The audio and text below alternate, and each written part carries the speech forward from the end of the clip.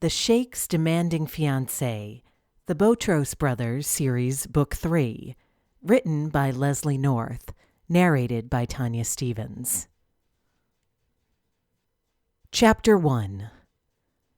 Amir, we are going to be late, Sariah whispered against his mouth. He groaned in response and pressed a small kiss on her neck. Sariah sighed with pleasure and closed her eyes. He trailed kisses from her neck down to her chest.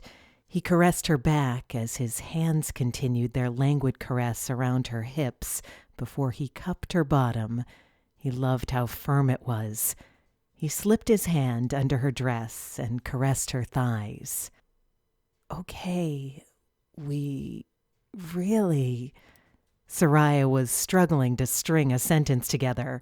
Pushing him away, she jumped up from the sofa and cleared her throat. She blinked a few times before she said anything. Amir was still sitting on the sofa, looking at her with so much desire in his eyes. "We have to go," Soraya finally managed to say. "Do we?" Amir asked as he got up from the sofa and walked towards her. "Yes," she said and ran out of the room. Amir laughed. He was pleased he could affect her so much. Not long ago, it was difficult to get a simple smile out of her. He straightened his tie and slipped his suit jacket back on. Moments later, Soraya re-entered the room. She had adjusted her makeup and managed to put herself back together. They had to be at Fida's charity fundraiser dinner party and were already running late. By the time they arrived, everyone was already seated inside. They joined Sarah and Tariq at their table. Amir kissed Sarah on both cheeks before he took Layla in his arms. Her face lit up when Amir picked her up. He kissed her and she laughed in response. "You guys are so late," Sarah pointed out. "Blame him," Soraya said. Amir raised an eyebrow at her. Sarah laughed. "She just threw you under the bus," Sarah said. Malik joined them at the table. He greeted everyone before he pulled out his chair and sat down. He pinched Layla's rosy cheeks, turning his attention to Amir and Soraya. "Why so late?" he asked. "Traffic," Amir said. The waiter served the starters. Sarah frowned and pushed her bowl of soup away.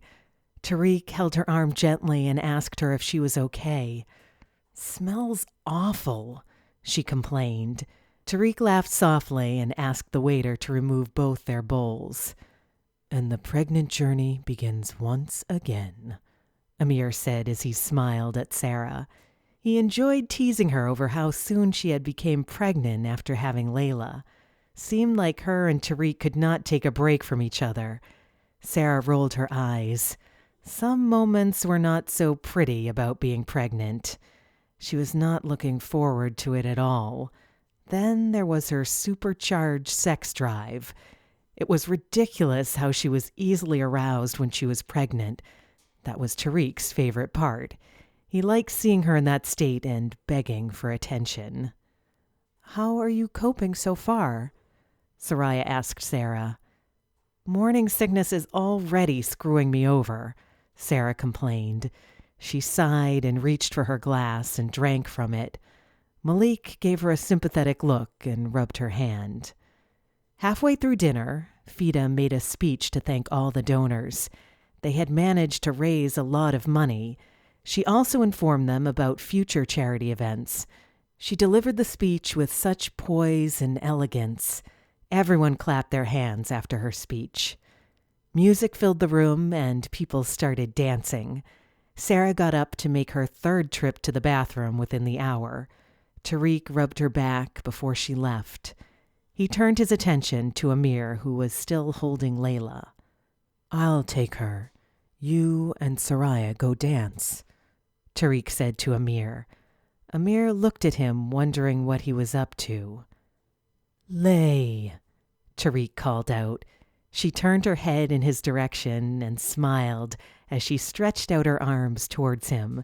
He took her from Amir and kissed her. She smiled and touched his face. "She's so adorable," Soraya said as she smiled. "We can have an adorable one too," Amir said and winked at her. Malik and Soraya both frowned at him. "Slow down," Malik said. Tariq couldn't help but laugh. His brother's humor wasn't always warranted. Amir simply smiled and held out his hand to Soraya. "May I have this dance?" he asked her. She did not respond right away. She looked up as if she was thinking about it. Amir kissed her on the cheek. "She always makes me work for it," he said before he helped her to her feet. "Hey, what are you doing?" Soraya said. "As if you don't want to dance." "I don't." Lies. Snaking his arm around her waist, he guided her to the dance floor. Giving him a sour look, she placed one hand on his shoulder and the other in his palm. Their bodies moved to the rhythm. Amir was looking at her with such intensity. Being so close to her set him off. She was so beautiful and everything he wanted in a woman. He could not stay away from her. Soraya avoided his gaze. She acted all tough, but the truth was that she melted in his presence. She tried to hide it from him, but she was not always successful. "What are you thinking about?" Amir whispered in her ear. "Nothing," Soraya replied. "You're thinking of me." "Absolutely not," she lied. All she could ever think about these days was him. Malik was watching his little sister dance with Amir.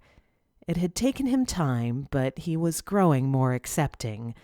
But he was unsure where the relationship was going. Whenever he tried to ask Soraya about it, she told him to stay out of it. She was really into Amir, and it surprised Malik. He never thought his sister would fall for someone so quickly. "They look good together," Tariq said, interrupting Malik's thoughts. Malik took a sip of his drink before answering. "I don't know what to think," Malik replied. "You still do not trust my brother." Malik paused for a moment. "I trust him with everything else." "But your sister," Tariq finished for him. "I want to. He has always been like a brother to me." "I understand. Give it time. Your sister really likes him, but it is he who likes her more." Malik silently admitted that Amir really did like Soraya. He had never seen him pay that much attention to a woman, care so much the way he did for Soraya, or look at her the way he did. It made Malik relax a little, but then he would remember Amir's past. He worried that he might return to his old self, or his past would come back to haunt him. He sighed and took another sip. Sarah returned with Fida on her arm. The two were laughing together. Tariq lifted his head up as his grandmother drew close. She kissed him on both cheeks and then picked up her great-granddaughter. Sarah sat down next to Tariq. He kissed her on the forehead and asked if she was well. She simply nodded in response. "Amir is too cute," Sarah said. "What do you mean?" Tariq asked. "The way he looks at Soraya, he's really into her." "My grandsons," Fida said and laughed. Tariq turned his attention to her. "What about us?" Tariq asked her. "You're a piece of work, both of you." Sarah laughed and agreed. Fida looked down at Layla, who was falling asleep. She kept headbutting the air. Fida laughed and put her in a more comfortable position. She gently rocked her and rubbed her back. Chapter 2. Tariq kissed Fida goodbye as they left. He held Layla in one arm and Sarah's hand with the other. Sarah waved at Soraya and Amir as they left. Malik had left before them. Amir took off his suit jacket and covered Soraya with it before they left the fundraiser. The next morning, Tariq woke up to find an empty bed. He got up and headed to the bathroom. Sarah was sitting on the floor. He crouched down to bring his face level with hers. He held her chin with his hand. "Hey, what's wrong?" Tariq asked. His voice was still hoarse. "I keep puking," Sarah complained. "I'm sorry." He wasn't sure what the correct response should be. He helped her to her feet and opened the medicine cabinet to take out her morning sickness pills. It didn't really cure it, but it made it better. He switched on the shower and brushed his teeth whilst he waited for the water to heat up. Tariq turned his attention to Sarah. She stood there rubbing her belly. Her hair was unkempt and she was wearing only an oversized t-shirt. He couldn't help but smile as he found her so adorable in the morning. He kissed her forehead and rubbed her shoulders. "It will get better," he whispered against her forehead. Sarah groaned in response. It wasn't going to get better until after the baby was born, Sarah thought to herself. She closed her eyes as she felt Tariq's hands on her thighs. "This is what got us in this situation. Twice," Sarah joked. Tariq laughed softly. He pulled her t-shirt over her head and threw it on the floor. He dipped his head and started kissing her neck. "Maybe there will be a third time, too," he replied. Sorry, readers, here's where we fade to black due to YouTube explicit content guidelines. If you dream for the steam, you'll need to take a look in the book. As Sarah slowly came back down to earth, Tariq gently washed her off before he finished with his shower. Helping her out of the tub, he lovingly toweled her off before he finished getting ready for work. Later that afternoon, Tariq was sitting in his office reading over his files. He had to prepare for a board meeting later that week. One of the office secretaries, Lana, brought him a tray of refreshments. She slowly placed it on the table. Tariq did not look up from his notes. "Was there something else?" Tariq asked when he realized that she was still standing there. "Is there anything else I can get you?" she asked softly as she played with her fingers. "I would have told you if there was." "Okay." "And yet you're still here." Tariq still did not look up. Lana was still standing there playing with her fingers. She cleared her throat and headed for the door. Ever since she had gotten her job at Botros Oil, she had yearned for his attention, but never got it. It still confused her as to how quickly Sarah turned his head. After all, Lana had been there longer than Sarah had. "Good afternoon, Sheikh Amir." Lana greeted Amir as he walked into Tariq's office. He smiled and nodded at her in response. He walked to Tariq's desk and made himself comfortable. "She's into you," Amir said. "Who?" "That woman who just left." Tariq grunted in response. He did not really care if she was or not. Amir shook his head. It was so typical of his brother not to care about these kinds of things. Amir had seen how the woman was looking at Tariq, and it was not the first time. Of course, she wasn't the only one. Many of the single women who worked at Botros Oil had their eye on one or both of the brothers, something that was always a source of constant amusement for Amir. But Tariq never paid attention. Work was work. How he and Sarah ever got together, he still didn't know. Sometimes he didn't think even Tariq knew. Amir changed the subject and started talking about the meeting. Tariq responded to that. He could definitely talk about work, but not the women of the office. He handed Amir some of the notes he made. Amir quickly read through them, nodding as he read. He was always right. Sara will be giving a pitch at the meeting, Amir said. Tariq raised his head slowly. He was hoping he had heard wrong. Who? Tariq asked. Amir grinned at him. Tariq sat back in his chair and started laughing. Amir was not expecting that response. What is so amusing? Amir asked. It will be interesting. She has never given a pitch before. You do not think she will do well? She will. But she can be so awkward and overly enthusiastic. It will be interesting to see how the board members will react to her. Tariq could almost picture it. Sara was much younger than all the board members. She was definitely different from them all. Amir grunted. He sat back and processed the thought of Sara presenting an idea in front of everyone.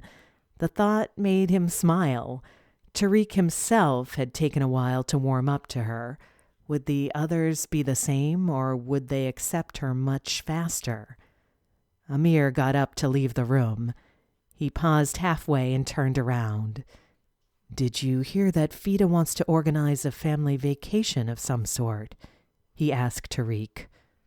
I do not know what you speak of, Tariq replied.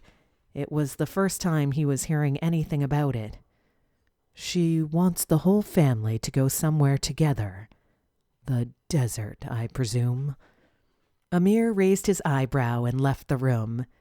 It made sense to both of them that she would take the whole family to the desert. Their grandfather, before he died, had founded a city inside the desert and helped to develop it. He named it Salma City.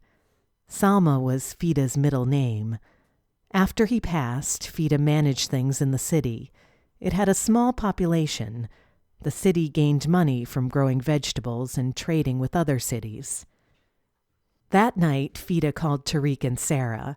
She informed them that she was taking the whole family to Salma City. Sara and Sariah were the only ones who hadn't been there yet, and she was excited to show them the city. Sara was intrigued and eager to go. What is it like over there? She asked Tariq as she jumped on the bed. It is a small, ancient city, he replied. Yes, but it is in the middle of the desert. That is so interesting. Tariq lay with one arm over his eyes. He lifted his arm to look at Sara. He could sense the excitement in her voice. When he looked at her, her brown eyes were wide open. He caressed her cheek. I suppose, my love, he replied to her. Do we have to go on camels? She asked. Tariq creased his eyebrows. We can take a private jet there, especially since you are pregnant. He wanted Sara to be very comfortable. Riding out into the desert on a camel would not be easy for her or their unborn child. She had allergies, and it worsened when she was pregnant with Layla. He didn't want to take any unnecessary chances. At least in a private jet, there was access to a bathroom, air conditioner, cool drinks, and comfortable sofas to recline on. Oh, that's no fun. Her face dropped. Tariq laughed softly. Are you serious? When you hear about Middle Eastern countries, you think deserts and camels. What's the point of being in a Middle Eastern country and not riding on a camel? We are not that old-fashioned, you know. Tariq laughed at her. She crawled underneath the covers next to him and put her head on his chest. I can't wait to go, she told him. He kissed her forehead. He knew that they were in for a rather interesting trip. He remembered it as a small city he used to visit when he was a boy, but as he grew up, the excitement wore off. He was too occupied with work. Sara, on the other hand, got excited too easily. She was very curious about things and adventurous. He knew she was going to enjoy the trip. Chapter 3. Sara was in her office pacing whilst going over her notes for her pitch. It was her first time pitching an idea to the Botros board. They were either going to love her idea or hate it. There was never any middle ground with these things. She took a deep breath and poured herself a glass of water. Lana walked in and asked if she needed anything. "I'll be all right, thanks," Sara replied and carried on pacing. Lana sized her up. She could not wrap her head around it all. What did she have that she did not? What did Tariq see in her? Tariq stood in the doorway watching Sara for a moment. He watched her pacing up and down. The sunlight rested on her mocha skin. She was wearing a pencil skirt, a sky blue shirt, and a pearl necklace. Her hair hung in long curls. That morning she had given up on trying to put it up. Tariq watched her with a smile on his face. No matter what she was doing, she looked so beautiful. "Good morning, Sheikh," Lana said sweetly. Sara raised her eyebrow and looked up from her notes. She had heard the change in Lana's tone. She saw her husband standing in the doorway. He walked up to her, ignoring Lana. He held Sara's face in his hands and kissed her softly. Sara smiled at him. "Hi," she said. "Are you nervous?" Tariq asked her. "No." "You're still here?" Tariq asked as he turned to Lana. "Tariq," Sara poked him in the ribs. Lana bowed her head and quickly apologized. She scrambled out of the room. Sara watched the way she reacted and left the room. Tariq rubbed Sara's waist. "She's rather odd," Tariq said as he realized that was not the first time she lingered around when she was not needed. "Dumbass, she's into you," Sara said. "Why does everybody say that?" "Who else?" "Your so-called best friend?" Tariq frowned. Using the term best friend was something so juvenile to him. Sara laughed. Of course, Amir would have spotted it. The two of them thought alike. Sara collected her notes and headed out of the office with Tariq.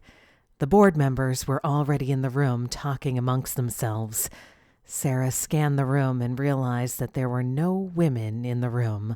She raised her eyebrows slightly. "There are no women," Sara whispered to Tariq. "No," he replied. "Why? There were some in the meeting last time." "They were proxies." What a sexist industry, Sara thought to herself. This made things more challenging. Being the youngest and the only female in the room meant she had to bring her best. She also had more to prove because she was Tariq's wife. She did not want people to favor her because she was his wife. She also wanted to do him proud. She took a deep breath and walked towards the table. She smiled and greeted the board members. She sat down next to Amir, who was already smiling at her. He rubbed her shoulder. "You can do this," he whispered to her.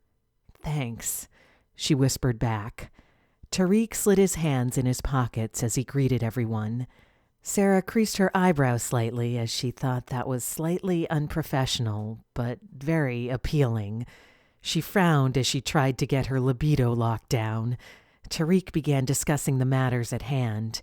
He paced very slowly as he spoke. All the board members had their eyes glued on him. They all looked at him with such respect. Sara wondered if they really respected him or if they were simply afraid of him. Tariq introduced Sara as the latest member of the board.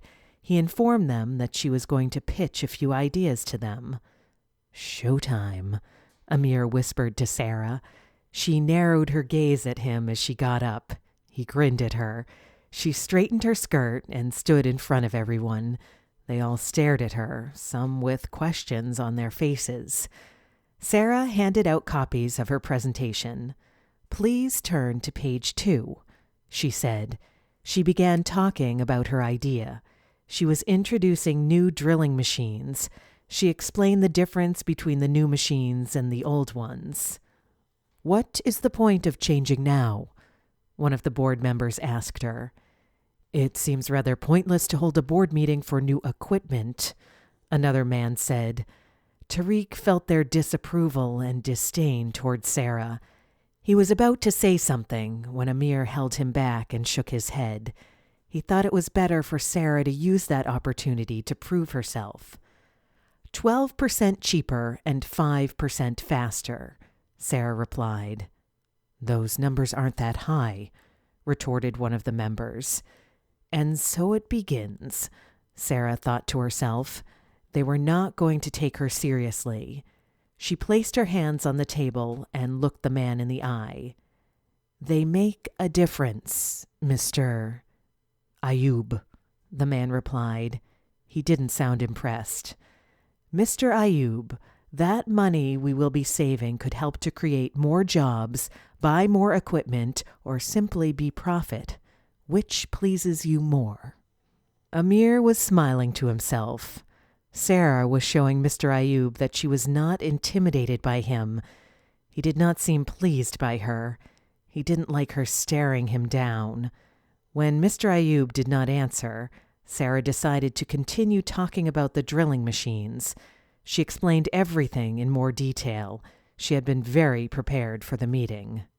"You did well," Tariq said to Sarah after the meeting had ended. He kissed her on the forehead. "It's a shame they're too short-sighted," he continued. "They'll come around when they see that it will gain them more money," Sarah said. "They will, but you and Mr. Ayub will not see eye to eye for a while," Amir said with a smirk on his face.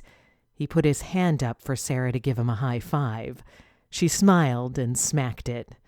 "Now I shall see the pair of you later," he added as he headed for the door.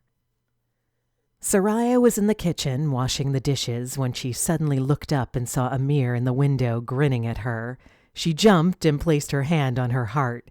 He started laughing at her. She went to open the door for him. "You are so creepy," she said as she smacked him on the chest. "You scared me," she added. "I'm sorry," Amir said, still laughing. "It's not funny," Sariah said and walked back to the kitchen. Amir shut the door behind him and followed her to the kitchen. He hugged her from behind and pressed a small kiss on her neck as she rested her head on his shoulder. "Why are you here, anyway?" Soraya asked. "Can't I get a better hello?" Amir pouted. Soraya rubbed his head for a few seconds. Then she started wiping the countertops. Amir sighed. "I'll take that for now," he said and released her from his embrace. He smacked her behind. Soraya squirmed and jumped slightly. "Amir," she admonished. He ignored her as he opened the fridge and scanned the contents. "There is barely any food in here," he complained. He pulled out a can of soda and an apple. "That's why you shouldn't show up unannounced," she shot back as she gave him a scornful look. Amir's jaw dropped open and he did not respond for a moment. "That's mean," he finally said and bit into the apple as he sat down. "Don't pout. I'll make you something to eat," she replied. She enjoyed teasing him. While Soraya was cooking, Amir told her the reason why he had come to see her. He wanted to invite her to Salma City. He told her that Fida wanted her to be there. At first, Soraya resisted. The only thing she was grasping from the situation was that she was going to a different city with Amir and her brother for a few weeks. That was an awkward mix. Whilst her brother was being civil about their relationship, something could still set him off. There was no predicting what might happen. At last, she agreed to go. Amir was quite tenacious. That was how he got her in the first place. Part of her was intrigued to see Salma City. She had heard stories that it was a beautiful city. Not many people had been there because it was in the middle of the desert. It was quite a journey to go there on camelback. The city also had a low population, and the citizens rarely left. It comforted her to know that Sara was going to be there.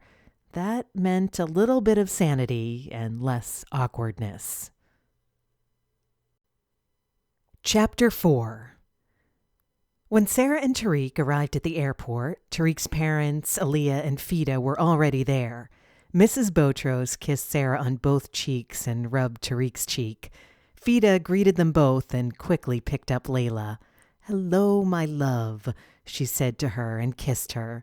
Layla giggled in response. "And here I was coming to hold my granddaughter," Mr. Botros said. He kissed Sara on both cheeks. They all boarded the private jet.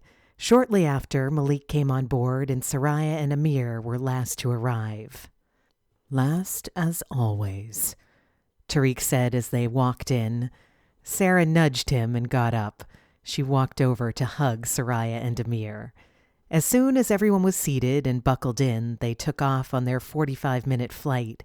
Everyone was sitting with his or her other half except for Malik, Aaliyah, and Fida, who gave the excuse that she was much too old to have another half.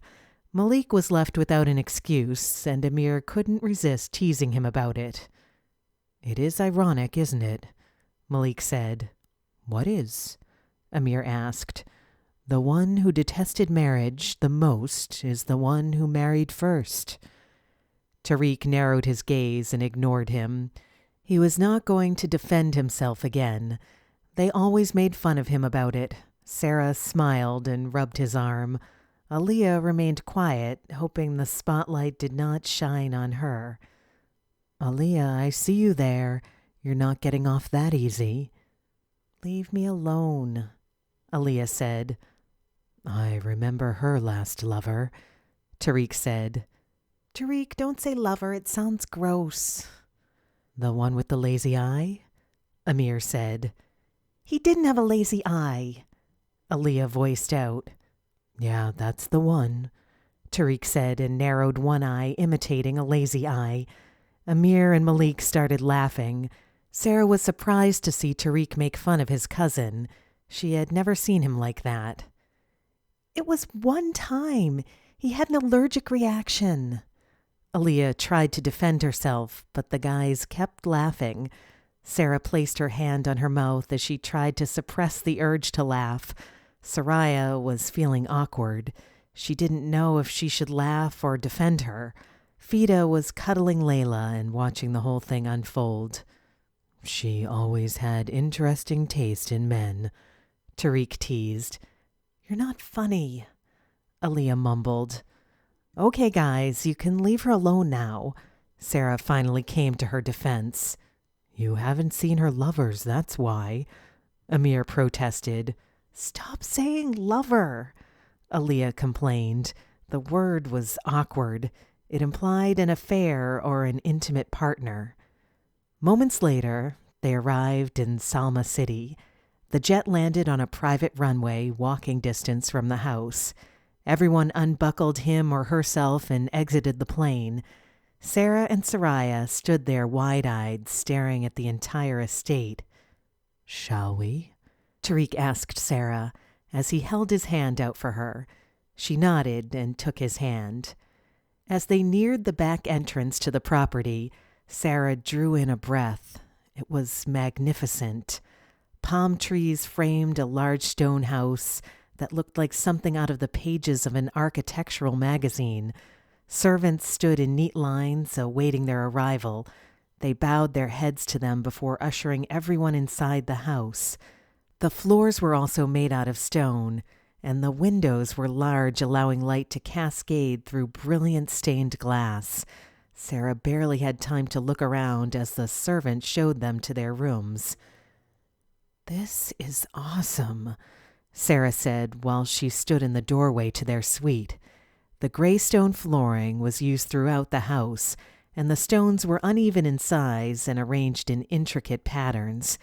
Their bedroom was massive, and Sara was pleased to see that there was an air conditioner. The bathroom was larger than any she had ever seen. An oval-shaped beige stone tub that could comfortably fit the two of them graced the middle of the room.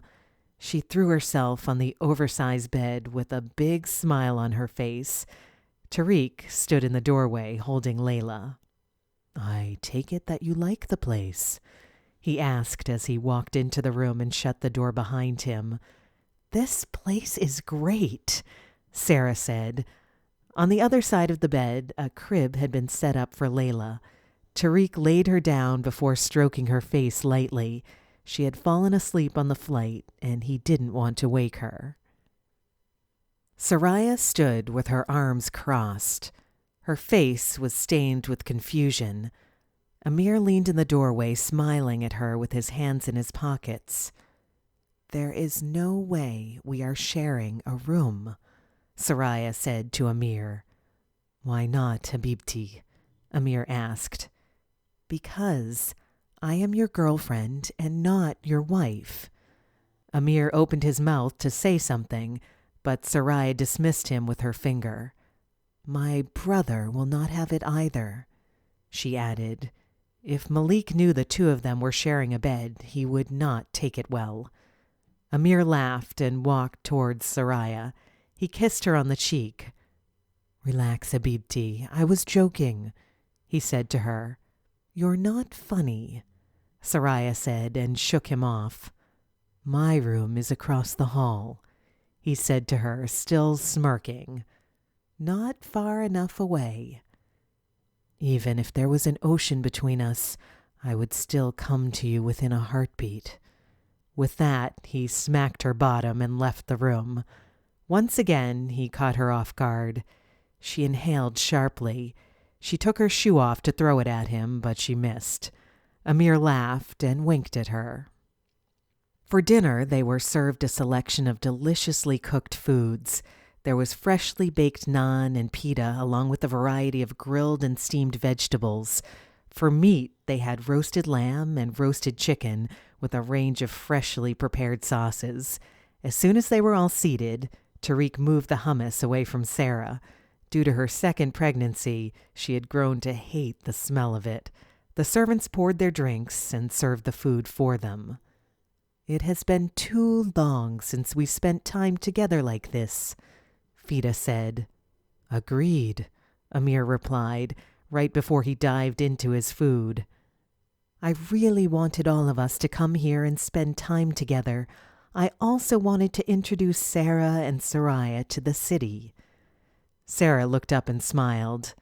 "I think I will like it here. So far, I am in love with this house, and the idea that we are in the middle of the desert, that's amazing," she said. "The house is spectacular," Soraya said. "My dear, aren't you in school?" Fisa suddenly realized that Soraya was still in university. "I finished my last exams a few days ago," Soraya replied. "Wonderful." Fisa smiled and turned her attention back to Sara. "I, too, think that you will like this place," she said to her. "She has an Arabic heart," Mr. Botros said and winked at Sara. Sara responded with a huge grin. "Layla is still sleeping?" Amir asked. Sara nodded. "Poor thing must be tired," Mrs. Botros said as she took a sip from her glass. "She'll be having a sibling soon. Any names in mind?" Aaliyah asked. "Oh, not that again," Fisa commented in reference to the last time Tariq and Sara had to pick a name for their first child. They could not agree on any names. Fisa named Layla. Sara and Tariq immediately knew what Fisa was talking about. They looked at each other and smiled. "That was then," Sara said and laughed softly. "I'm sure things will be easier this time," Malik said. Sara and Tariq had grown fonder of each other and finally learned how to get along. The second pregnancy may not have been planned either, but they were a couple and it was obvious they were in love. Chapter 5. Sara headed back upstairs after dinner. She was exhausted after their trip and her pregnancy was taking a lot out of her. She checked on Layla, who was still sound asleep, before she jumped on the bed and fell asleep straight away. Everyone else had also retired to his or her chambers. Soraya had shut the door on Amir when he tried to come into her room. She sent him off to his room. She washed her face and changed into her nightwear before getting into bed. She smiled as she rubbed her back against the silk sheets. Her phone vibrated. She picked it up and was not surprised when she saw a message from Amir. "Sleeping?" read the text message from Amir. Soraya frowned. She was expecting a little bit more than that. "About to, but your message woke me up," she replied. "Too bad, now you have to speak to me." "Go to sleep." "I can't. I miss you." Soraya could not help but smile. She missed him too, but she was not going to admit that to him. "It's okay, love. You'll see me in about 10 hours. Amir smiled when he read her reply. He wondered if she was even aware that she used the word love. The next morning, Soraya was tired when she woke up. She dragged her feet as she walked into the dining room for breakfast. She had spent most of the night messaging Amir. She had tried to send him off to bed, but failed each time. Sarah and Tariq were already eating breakfast. Sarah was playing with Layla when she looked up and saw the fatigued Soraya. "Didn't get enough sleep?" Sarah asked. Amir walked into the room and immediately sat down. "No," Soraya said. "How come?" Sarah grinned at Soraya and wiggled her eyebrows. Tariq shook his head and sipped his coffee. "It was nothing like that." Soraya defended herself. "It was like that," Amir interjected and plastered a wolfish grin on his face. "What? Oh my gosh, Amir!" Lucky for Soraya, Malik walked into the room. He greeted them all and joined them for breakfast. Fida and Mr. and Mrs. Botros already had their breakfast and were sitting in the courtyard. Aaliyah was the last one to wake up. "She always sleeps like a log," Amir teased. Layla was on Sarah's lap, babbling. "She's so talkative," Tariq said and pinched her cheek. "Like her mother," he added. Sarah whipped her head in his direction and frowned. Before she could say anything, Tariq kissed her on the cheek and changed the subject. Sarah sighed and shook her head. After breakfast, they decided to tour the city. They decided to leave Layla behind since they were going on horseback, and Fida was happy to babysit. "I have to get my own horse," Soraya said to Amir. "I did not say anything," he replied. "I know what you were thinking." And she was right. Amir wanted to ride with her. She could not be on horseback with him whilst her brother was in the vicinity. Tariq helped Sarah onto the horse and kissed her hand. He went to get onto his horse. Amir held out his hand for Soraya. "Do not even think about it," she said and got onto the horse by herself. "She is so unromantic," Amir said as he mounted his horse. Malik and Sarah laughed. "That's my sister for you," Malik said. He was already on horseback, and so was Aaliyah. They rode out of the estate and headed toward the city. The roads were dusty and crowded, but the people cleared out of the way as they rode past. Most stood quietly along the road watching them, while others were quick to greet Tariq and Amir. They seemed excited to see them, especially the women. Sarah was fascinated. She knew her husband was attractive, but this was over the top. "Remember me, Amir?" one woman shouted. Soraya whipped her head in her direction and raised her eyebrow. Amir simply smiled at her and kept riding. The woman ran up to approach Amir and handed him a folded note. She smiled as she stepped back.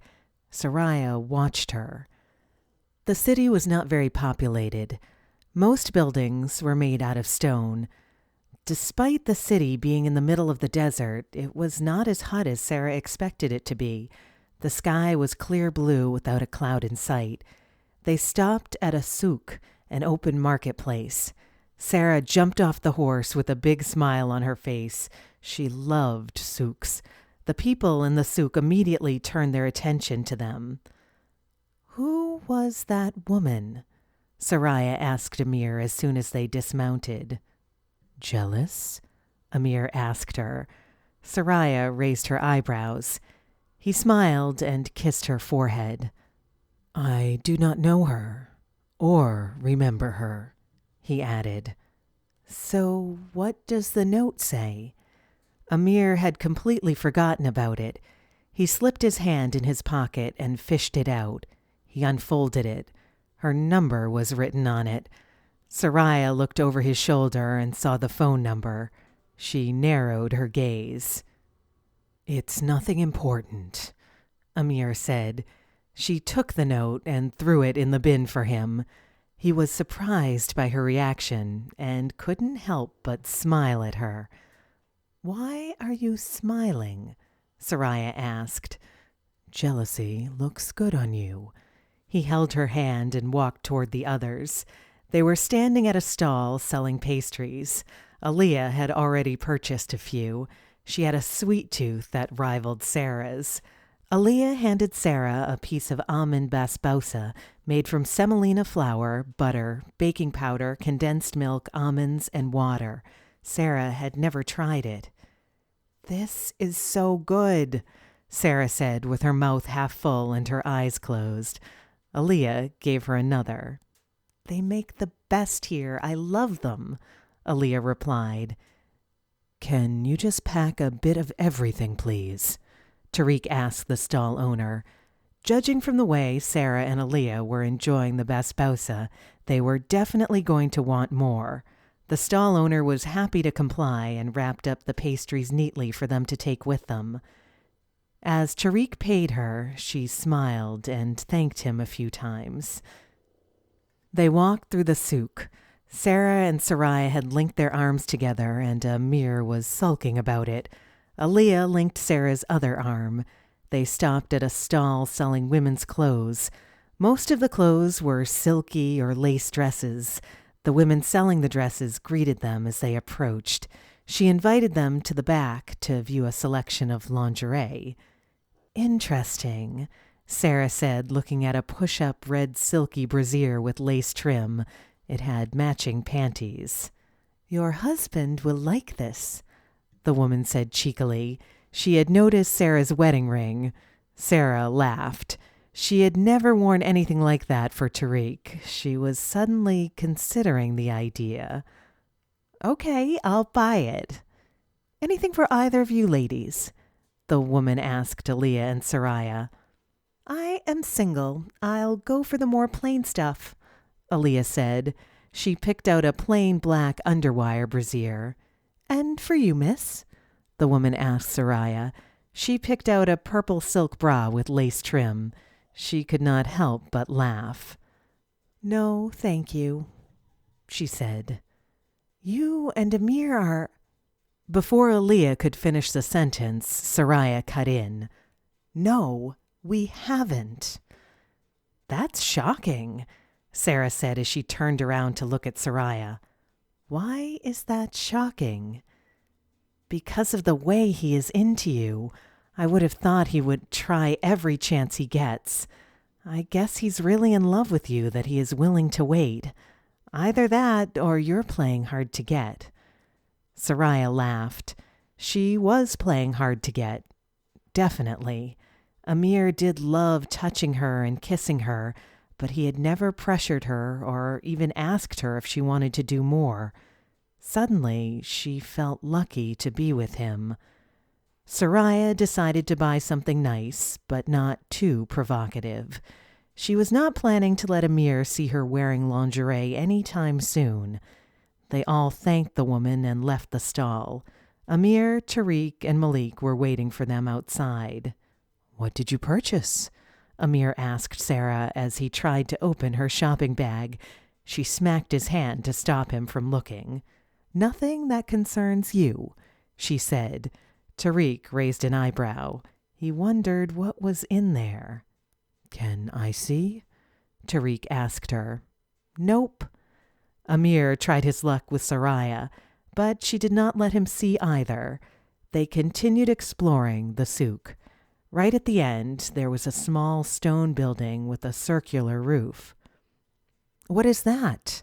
Sarah asked. Restaurant, Tariq replied. Sarah responded with a sound. Everything in that city was just so interesting to her. Shall we go in for a drink? He asked her. She nodded. The rest followed. Aaliyah had actually been feeling thirsty. It was as if Tariq had read her mind. Chapter 6.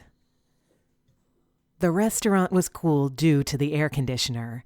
As Sarah looked around, it looked like a restaurant out of the past, with limestone flooring and wood tables with marble tops scattered about the room, coupled with white leather chairs.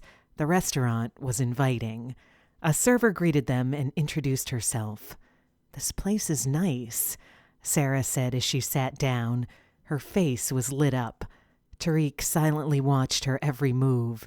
He had been to this city, to all the places many times before, but he had never had the look Sarah had. To him, it was only another city, but to Sarah, it was a new world. He felt a bit envious at how novel she found everything. It's so classy and clean, Sariah said.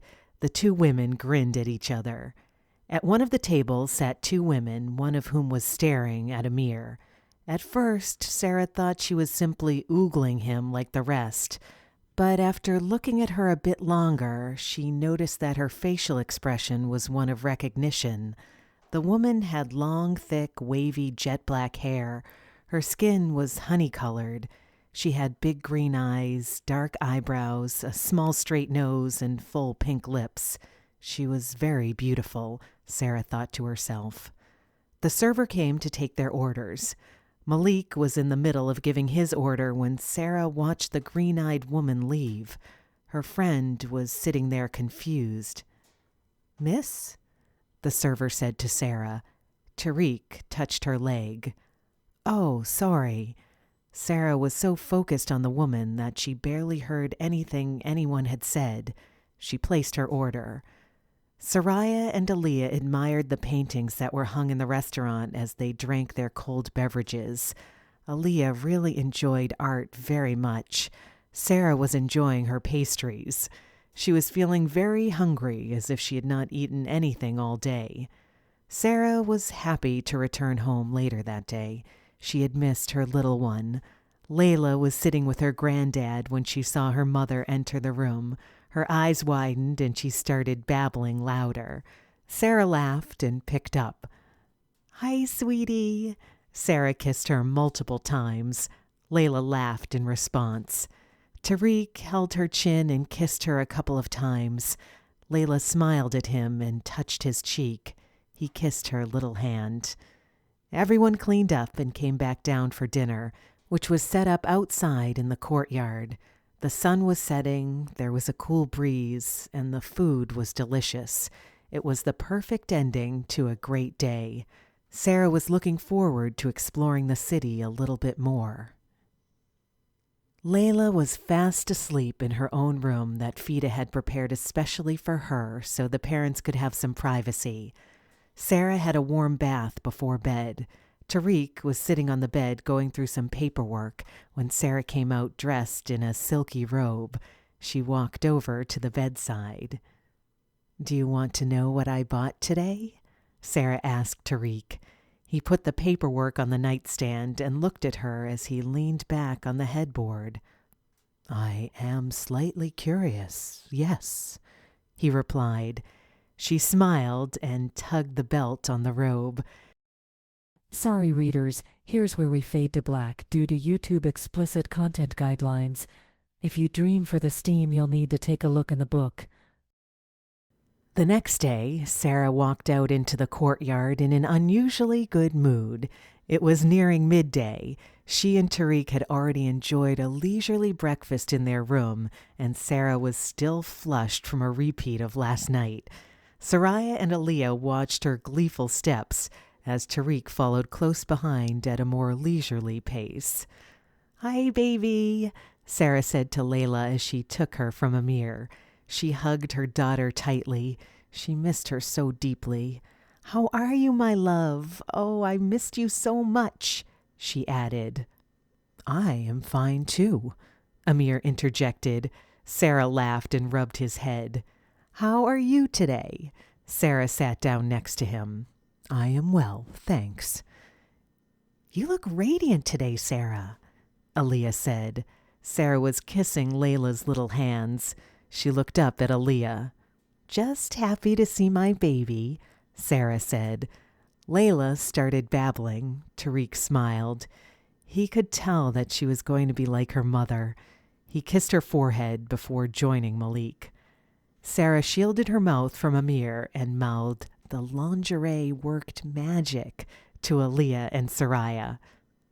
"That explains it," Sariah said as the women laughed. "Why am I being left out of this conversation?" Amir asked. Before anyone could grant him an answer, one of the servants walked into the room. She bowed her head. "Sheikh Amir, there is someone here to see you," the servant said. "Who is it?" "She would prefer to tell you herself." Amir raised an eyebrow as it sounded rather dodgy. Sarah looked up and was suddenly curious. Why so cryptic? Amir motioned to have the guest join them in the courtyard. Sarah's jaw dropped open when she saw the green-eyed woman from the restaurant. She was wearing a white silk camisole with a see-through lace back, high-waist beige shorts, and black shoes with red soles. Her hair was tied up in a high, messy bun. Amir looked up. He recognized her immediately. He had not seen her for years and was not sure what kind of response to give. She stood in front of him and said, "Hello, Amir." Her voice was calm and seductive. Sarah raised her eyebrows. Soraya and Aaliyah were looking at the green-eyed woman with curiosity. "Hello, Tariq," she greeted him. Sarah whipped her head in Tariq's direction. His face wasn't expressionless for once. He looked awkward. "Hello," Tariq replied. Sarah narrowed her gaze at him and returned her attention to the mysterious woman. "It has been a while," she said to Amir. He stood up to greet her as he kissed her on both cheeks. "I trust you have been well?" Amir said. She gave him a small smile. "How have you been, Tariq?" she asked.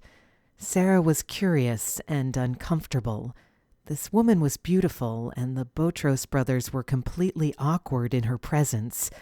Of course, they would be, as she was beautiful. She also spoke to them informally, which meant that she was quite familiar with them. "He is fine," Sarah answered and stood up from the table. The woman looked down at Sarah. She was much taller than she was. "I am Sarah, his wife," Sarah added. The woman laughed. "Wow, Tariq, you actually got married. Congratulations." She crossed her arms over her chest and poked her hip out. Tariq laughed softly. "Oh my, Malik, you have changed," she said. She walked over to them. She kissed both Tariq and Malik on both cheeks. Sarah felt dismissed. The woman clearly had not gotten her point when she introduced herself as his wife. "I have not changed that much," Malik said with a smile. "Who are you?" Sarah could not help but be blunt. No one else was asking, and the guys seemed to know her very well. The woman turned and looked at Sarah. "An old friend," she replied. Sarah was about 2 seconds from browbeating her, or physically beating her. She was being cryptic, and it was working her nerves. Sarah turned and looked at Amir with a "you better talk now" expression. "Her name is Fisa," Amir said. Sariah and Aaliyah continued to watch the interactions. They were as curious as Sarah was. Who was she, and why was she all mysterious? Chapter 7. Fisa and Amir went inside to talk. As soon as they left, Sarah marched over to Tariq with Layla on her hip. Soraya played with her fingers. She did not have a good feeling about Fisa. She wondered what it was that she wanted to talk to him about and why it was so private. "Who is she?" Sarah asked Tariq. He sighed before he replied. He looked down at his small wife and placed his hand on her waist. "Someone we once knew, and relax. There was never anything between Fisa and me," Tariq said. "So, between her and Amir," Soraya interjected. Tariq shrugged his shoulders. He was not sure what the correct response in this situation would be. "Just how serious were they?" Sarah whispered. "Very," Tariq whispered back.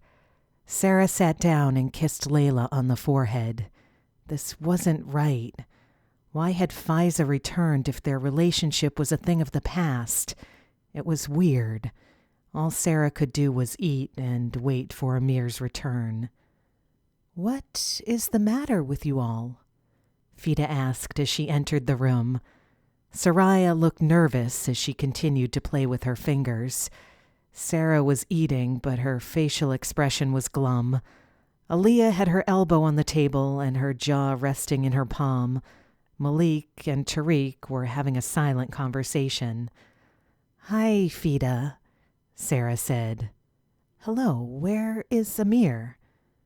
"With Fisa," Soraya said. "Oh, dear." "You know her too?" Sarah asked. "A bit. Come, I need to show you girls something." Fida gestured for them to follow her. They reluctantly left. "Let me have my grandbaby," Fida said to Sarah with her arms out. Sarah passed Layla to Fida, who smiled and kissed her on her cheeks. They headed out toward a high stone wall with a gate. Fida opened the gate and gestured for them to go in. Soraya and Sarah dropped their jaws as they entered the secluded area. It was as if they had stepped into paradise. The green was the color of emeralds, with a fountain made of rocks in the center that looked as if it had always been there. Cabanas lined the stone walls, inviting visitors to come inside as sheer curtains billowed in the breeze. "What is this place?" Sarah asked. "This is where Sheikh Bobani and I wed," Fida said. "It's beautiful," Soraya said. "What was he like?" Sarah asked. "A little bit like Tariq, actually," Fida laughed. "He named this city after me," she added. They sat down in one of the cabanas. She told them about how they had met. She was 20 years old at the time, and he was 23, and in the army. She was a volunteer in the medical clinic, and he came in with a wound. Fida cleaned and dressed the wound for him, but it was not easy. He was very stubborn and arrogant. "Very much like Tariq," Sarah said and laughed. Fida agreed with her. He had given her so much trouble before they were together, but when they were together, it was good. "He always came to see me when he could. Once he really wanted to see me, so he tried to climb up to my window in the middle of the night. He fell and scraped his arm." The girls laughed. "It left a scar," Fida said. Layla laughed with them, as if she understood what they were talking about. "I wish I had met him," Sarah said. "That would have been interesting." Fida smiled warmly. "He was quite a character. I miss him," Aaliyah said. Fida rubbed her hand. "Me too, dear." They stayed there for a while, enjoying the sun and some cool beverages. Aaliyah was playing with Layla. Sariah had been enjoying herself, but her mind went back to Amir. She wondered if he was still talking with Fisa. She did not want to be one of those insecure women. She wanted to forget his past and trust him, but the way Fisa behaved set her on edge. The way all the guys reacted when they saw her worried her even more. Tariq never paid attention to women, let alone allow them to kiss him on the cheek. "Is it lunchtime yet?" Sarah asked. She was feeling really hungry, as if she had not eaten. "It's 2 p.m. now. We can go and eat," Fisa said. "I get really hungry really quickly," Sarah commented as she rubbed her stomach. "Of course, dear. You are with child," Fisa laughed. "No, well, yes, but this is more than my first pregnancy." Sarah rolled to the end of the mattress and got up. Soraya and Aaliyah laughed at her. She was either lazy or her body was already too heavy for her. The women returned to the courtyard. None of the men were present. Only Mr. and Mrs. Botros were sitting there. Mr. Botros immediately opened his arms to welcome Layla. Aaliyah handed her to him. He kissed his granddaughter multiple times. Fisa asked the servants to bring some lunch. Moments later, they returned with cutlery and plates. They set the table and then brought out trays of food. "Where's my husband?" Sarah asked one of the servants. "He went somewhere with Malik," she replied and bowed her head. Sarah thanked her before she left. If he was with Malik, that meant Amir was still with Fisa. What could they still be talking about? Sarah was feeling fatigued after lunch. During her first pregnancy, she did not take afternoon naps in her first trimester. It wasn't until the end of her second trimester that she noticed the excess fatigue. She went upstairs to take a nap. Soraya was sitting in her room reading a book. A knock sounded at the door. Amir opened the door and walked into her room. Soraya closed her book and put it on the nightstand. Amir sat on the bed and kissed her on the forehead. "How are you, Habibti?" he asked her. "A little tired." Soraya wasn't sure what to say. She wanted to ask about Fisa, but she did not want to show him that she was bothered by the other woman. She wanted to trust him on his own. He leaned towards her and hugged her tightly. Soraya rested her head on his shoulder. He pressed a small kiss on her shoulder. "Fisa and I used to be together." Amir wasn't sure how to approach the subject. Soraya pulled away and sat up. "Figured. When?" Soraya asked. He sighed before he replied. He had known Fisa for a few years before they had started dating. When they were 20, they became intimate, but Amir never took it seriously. "When did you last see her?" Soraya asked. 3 years ago, he replied. Soraya nodded. Amir told Soraya that Fisa and he had been catching up. They had known each other most of their lives, so there was much to talk about. He did not want to make Soraya uncomfortable or insecure. It was hard to tell what she was thinking because she did not say much. After straightening things out, Amir kissed Soraya and retired to his room. Even though he had told her that they weren't serious, Soraya now felt more uneasy. They had known each other for most of their lives. She, too, had known him for years, but this was different. Fisa was intimate with him. Soraya only knew Amir from a distance and through her brother. Fisa was also beautiful.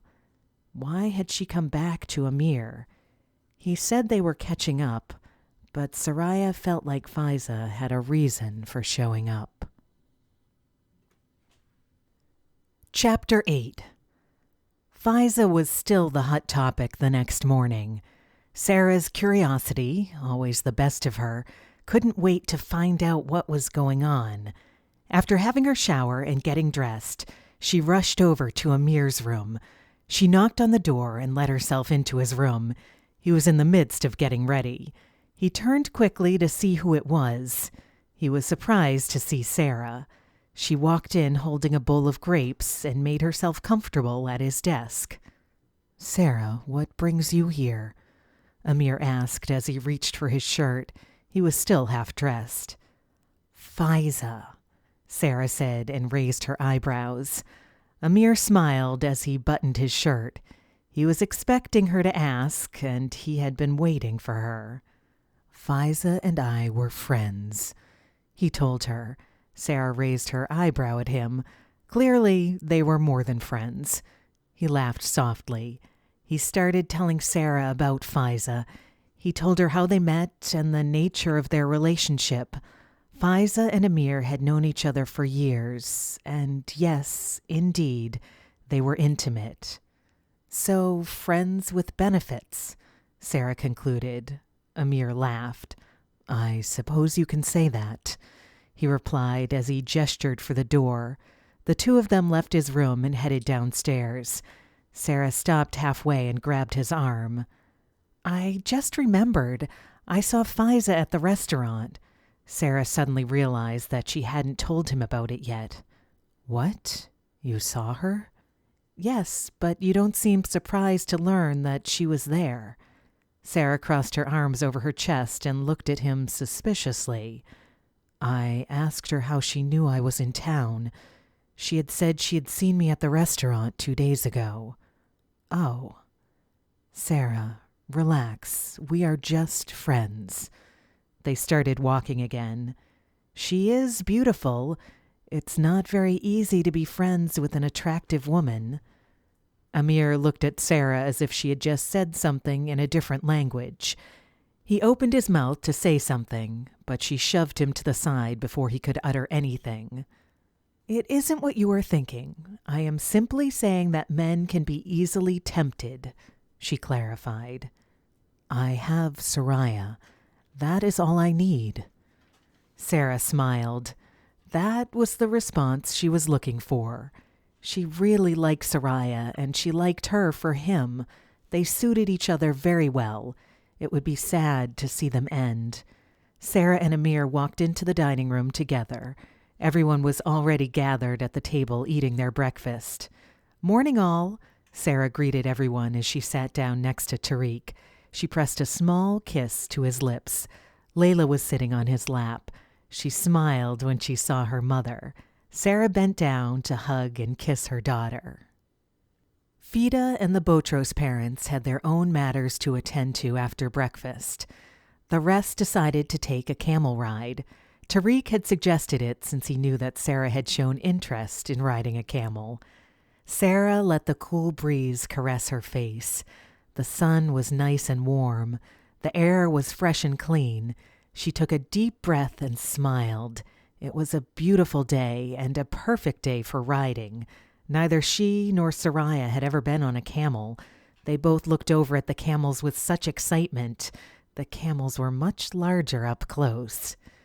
Tilting her head, Sara stared at the camels. "I thought camels had 2 humps." "That's a Bactrian camel," Tariq replied. "These are dromedaries, or Arabian camels. They only have 1. "Oh," Sara replied. She couldn't think of anything else to say. Tariq helped Sara onto her camel. He kissed her on the forehead before he went to climb onto his. Sara felt animated and energetic. Soraya was equally excited. She could not believe that all her life she had never been on a camel. Once again, Amir was with her on another first. She liked experiencing her firsts with him. Today, she wanted to enjoy herself and forget about Fisa. It bothered her that Fisa was beautiful and knew Amir better than she did.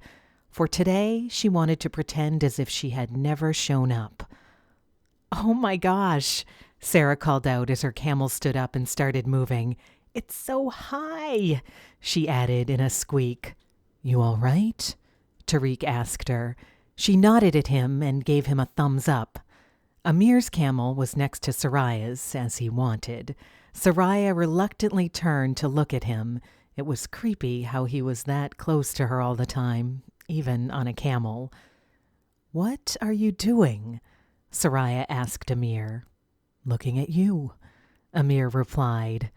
"Why? It's creepy." Amir laughed before he responded. "You're beautiful," he said. He watched her for a while. His gaze made her shy. She tucked a hair strand behind her ear and looked away. The six of them rode off into the desert. Miles of sand stretched before them. It was a few degrees hotter away from the city. They rode for a few miles before they stopped at an oasis.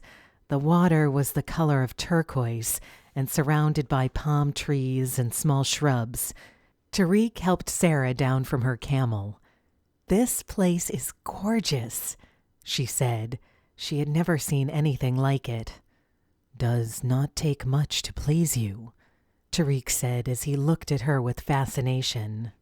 "It is a blessing, brother," Malik said to him. "You never did have the best of luck with women," Amir said to Malik.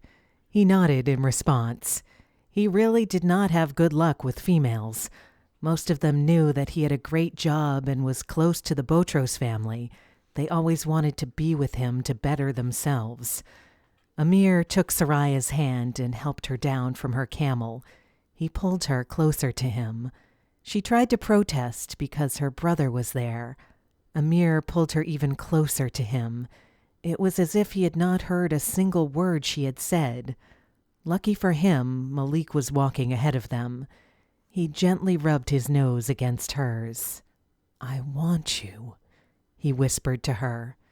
"Not the appropriate time," Sariah warned him quietly. He ignored her and kissed her. His tongue caressed hers. She responded to his kiss as his hands cupped her waist. The kiss was short but tantalizing, and when they parted, Soraya was disoriented. She blinked a couple of times until she returned to reality. Amir laughed softly. He could tell that she was aroused. He slapped her bottom and walked off. "Damn it, Amir," she called out. He was always slapping her bottom. She followed him to the oasis. She stood between Sara and Tariq. "Isn't it beautiful?" Sara asked Soraya. "It is magnificent," Soraya replied. Tariq looked down at Soraya. He did not speak to her that much. It was strange.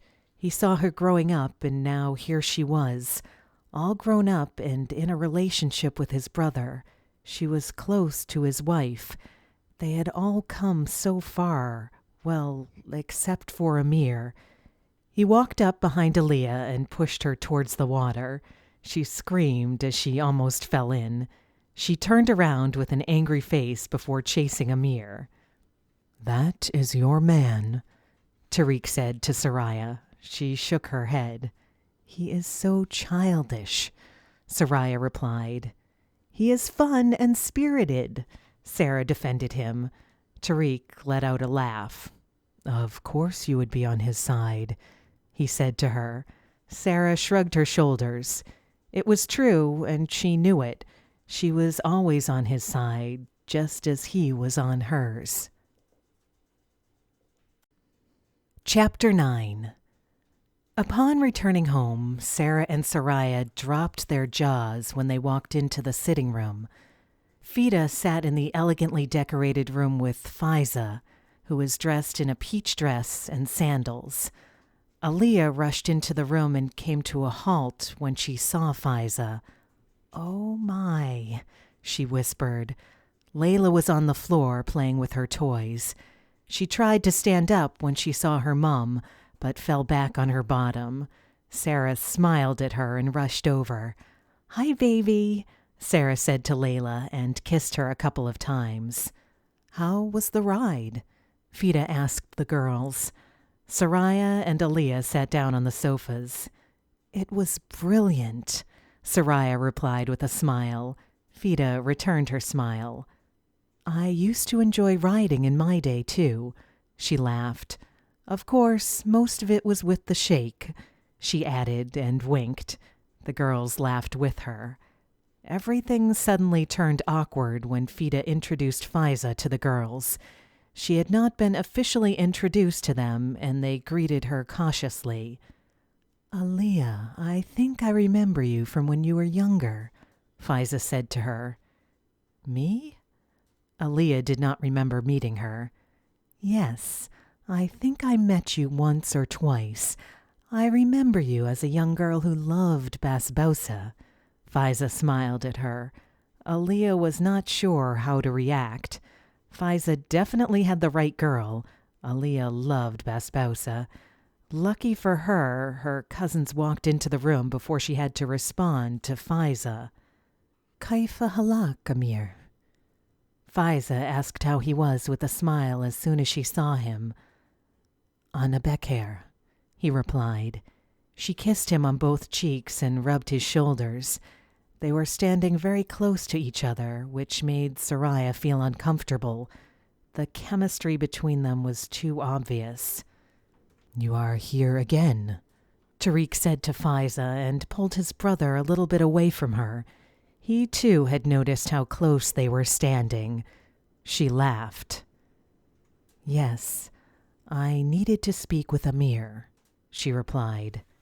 "Again." "Yes, Tariq." Fisa laughed and touched his arm. "It is important, Habib," she added. Sarah's eyes narrowed. Fisa was flirting with her husband and using words of endearment on him. She was too much. She acted as though his wife was not a few meters away. Fisa left the room with Amir. The sitting room was silent after they left. Soraya rubbed her forehead. Tariq sat down next to her. "I am sure they are only talking," Tariq said to her in a poor attempt to reassure her. Sarah looked at him and crossed her eyes. He was not good at compassion. Fisa and Amir were laughing about old memories. They spoke and laughed as if time had not passed. They were so comfortable with each other. Fisa suddenly got serious. She reached into her bag and pulled out her phone. She unlocked it and showed Amir the screensaver. "This was the reason I needed to speak to you," Fisa said to him. "I do not understand," Amir replied. "This is my son." Amir's eyes widened slightly. He was unaware that she was a mother. Well, then again, they had not seen each other in more than 3 years. Obviously, things would have changed. He took the phone from her and looked at the picture. "You are married?" Amir asked her. "No," she replied softly. "Who is the father?" Fisa did not say anything. Amir looked up and found her looking at him. He gaped at her for a moment. He searched her eyes. She did not say anything or look away. His eyes widened slowly. He felt like he was hit by a bus. He ran his hand through his hair. "You are saying that he is my offspring," Amir said quietly. Fisa nodded slowly and tucked a hair strand behind her ear. There was silence for a moment. "How old is he?" Amir asked. 2.5, Fisa replied. She reached out to touch his arm, but he shook it off. He got to his feet and put his hands in the air as if he was holding an invisible ball. "You did not think to tell me?" Amir shouted. He rarely raised his voice. He rarely got angry. He could not believe what was happening. He had a son? With Fisa? "It was not..." She paused for a moment. "I don't know." She stood up. 3 years, Fisa. 3 years. "I know. I messed up." He took a deep breath. "You are sure he is mine?" he asked. "Don't be cruel, Amir. I never slept around, and you know that." "Well, apparently there are a lot of things I do not know." "That's not fair." This situation is not fair." Amir stormed out of the room. He was so angry with her for not telling him. This was a big thing to hide from him for 3 years. It was his son. It was important and he needed to know. Tariq saw Amir walk past the sitting room. From his quick stride, he knew something was wrong. Fisa walked into the room a few moments later. She rushed her farewell and left. Tariq immediately stood up and followed his brother upstairs. "Amir," Tariq called as he opened the door. Amir was in his room punching the wall. Tariq stood by the door with his arms crossed over his chest. He let his brother vent out his anger. It had been a while since he had seen his brother this angry, and he waited for him to tell him what happened. "I have a son," Amir suddenly blurted out. Tariq raised his eyebrows. "Yeah, a son with Fisa," he added. "What?" Tariq did not understand what he had just heard. "He is almost 3, and she never once thought to tell me. This is crazy." Tariq could not grasp the situation. He had just found out that his brother had a son. He was now an uncle. Fisa was the mother of his nephew. How am I even going to begin to explain this to Soraya? That will be difficult. Amir sat on his bed. He cared deeply for Sariah, and he did not want to do anything that would hurt her. He would never forgive himself if he did. He ran his hand through his hair as he contemplated how he was going to tell her. Later that night, Amir went to Soraya's room to talk to her. He knew he had to tell her first, before everyone else found out. She was sitting on her bed. He approached her slowly.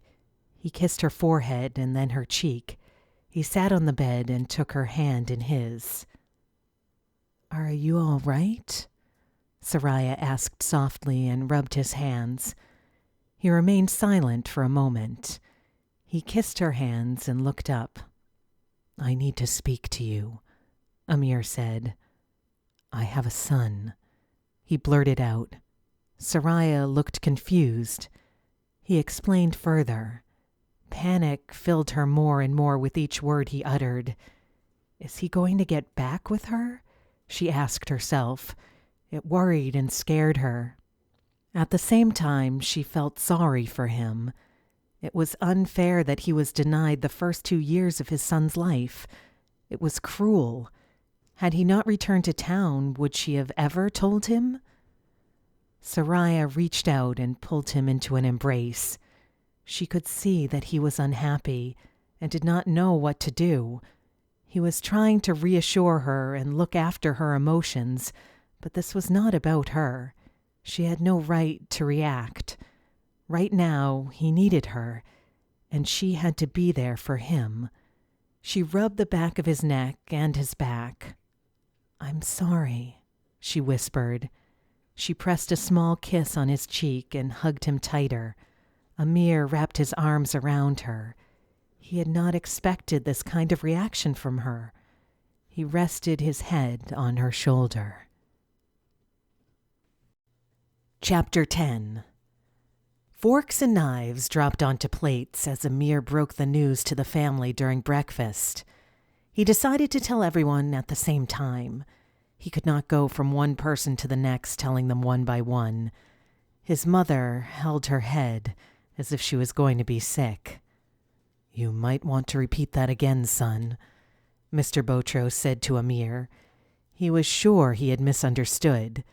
Fida leaned back in her chair and crossed her arms over her chest. She stared at Amir in disbelief. "I only found out yesterday," Amir said. "Are you sure you are the father?" Aaliyah asked. Everyone looked at her and then back at him, waiting for his answer. He shrugged his shoulders. Even though Fisa had not told him sooner, he trusted that she would not lie to him.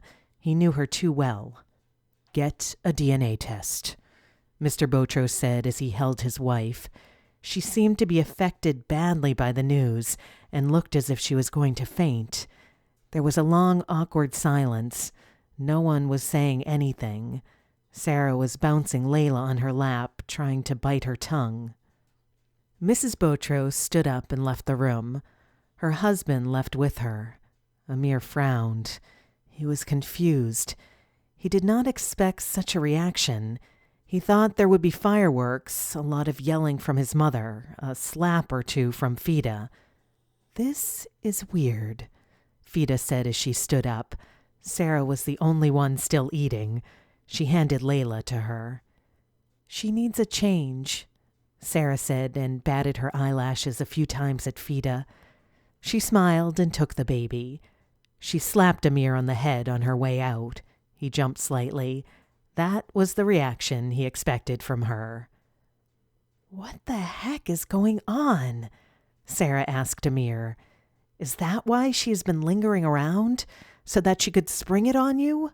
she asked. "I suppose so," Amir replied. He sighed heavily and sunk back in his seat. "The woman hid this from you for—" She stopped as she realized that she did not know the boy's age. "How old is he?" she asked. 2.5 years old. "And in that time she did not think to tell you?" Aaliyah asked. "Exactly," Sarah said. Malik and Tariq were sitting there quietly. Malik looked at his sister, who seemed to be taking it well. She was sitting quietly next to Amir and holding his hand. After breakfast, Amir headed to see Fisa. He had to sort out the DNA test. There was no harm in doing one. He kissed Soraya before he left. She held his face in her palms and rubbed his cheeks with her thumbs. She gave him half a smile and kissed him. It was a warm Saturday a few days later. The family was outside in the courtyard enjoying the day together. Fida had shared a few photographs of her with her late husband with Sariah and Sarah. Layla was crawling on the lawn when she stopped, got to her feet, and started walking towards her mother. Sarah's eyes widened. She quickly called Tariq. "Come on," Sarah encouraged Layla. Everyone was cheering for her. She walked 4 steps and fell down. "Aw, Lay." Sarah felt emotional looking at her daughter taking her first steps. Tariq picked her up and kissed her. She laughed and buried her head in his chest. Amir was throwing food at Soraya. She turned slowly and looked at him with such an intense gaze as if she was going to kill him. Malik laughed and got out of the way. He knew that look. Soraya took a shoe off and threw it at him. It hit him on the arm. Aaliyah started laughing and threw a grape at him. Mr. and Mrs. Botros were sitting and watching their antics. Amir's mother shook her head. Her son did not seem mature. Sarah watched them and smiled. She loved them all. She was perfectly happy. The happy atmosphere turned tense within minutes. One of the servants came in with a letter for Amir. It was the DNA test results. Everyone went silent and stared at him as they waited for him to open it. He opened it slowly, and the results were positive. He placed his hands on his hips and looked down. Soraya walked over to him. She picked up her shoe and put it on. She kissed his forehead and pulled him into an embrace. "It'll be okay," she whispered to him. "You will have to marry her," Mrs. Botros said. Soraya released Amir from her embrace. She turned around and looked at his mother. Sarah's jaw dropped. She did not expect to hear that at all. Fida had her hand on her chest. "Mother, what?" Tariq said. He didn't expect this response from his mother. He was bouncing Layla. He kissed her on the forehead. "He must take responsibility," his mother replied. "That's not fair." "Then he should not have slept with her in the first place," she shouted and stood up. "I will not marry her," Amir said softly.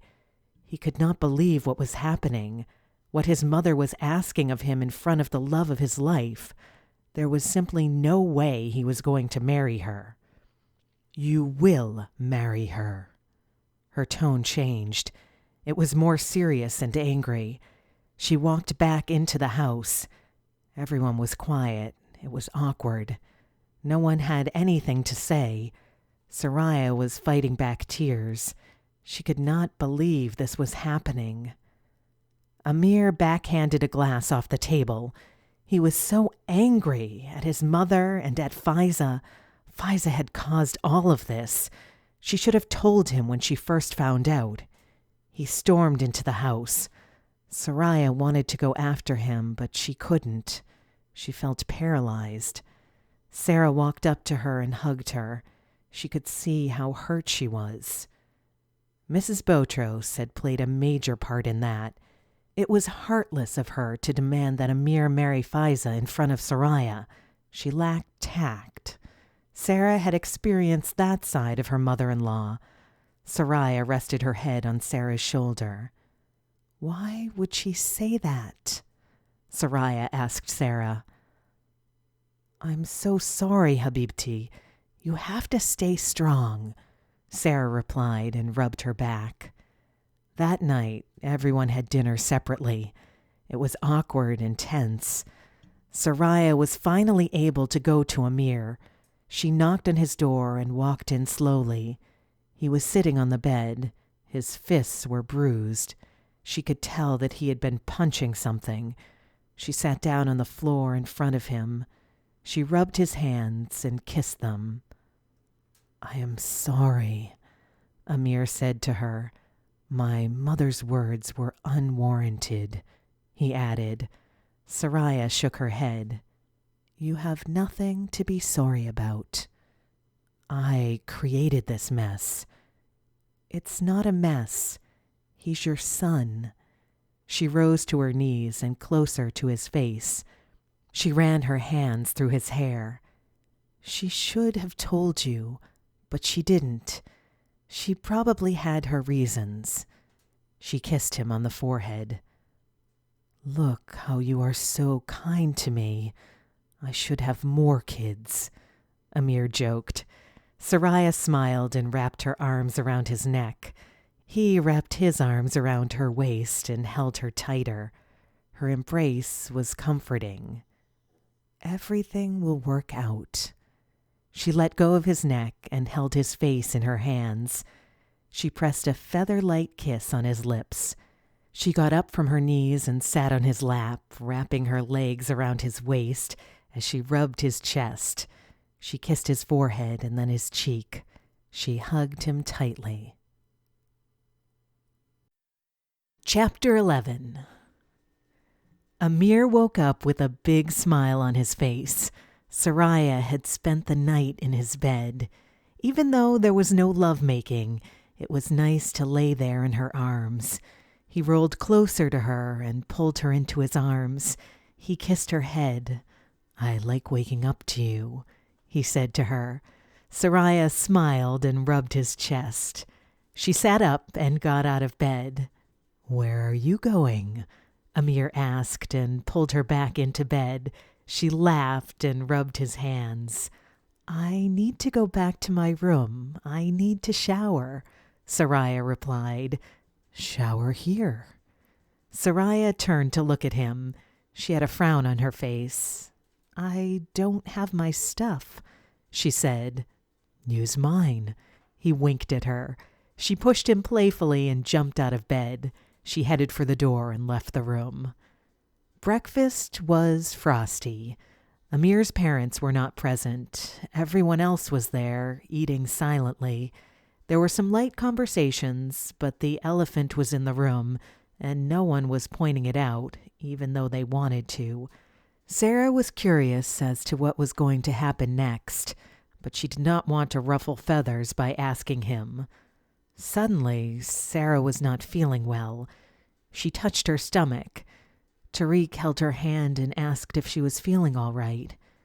"Just morning sickness, I guess. Excuse me," she replied.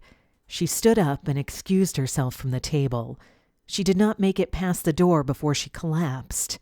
Tariq rose in a flash and ran to her. He gathered her up in his arms and rushed her to the hospital. Tariq paced up and down in the waiting area while Sara had a series of tests done on her. Amir could not sit still.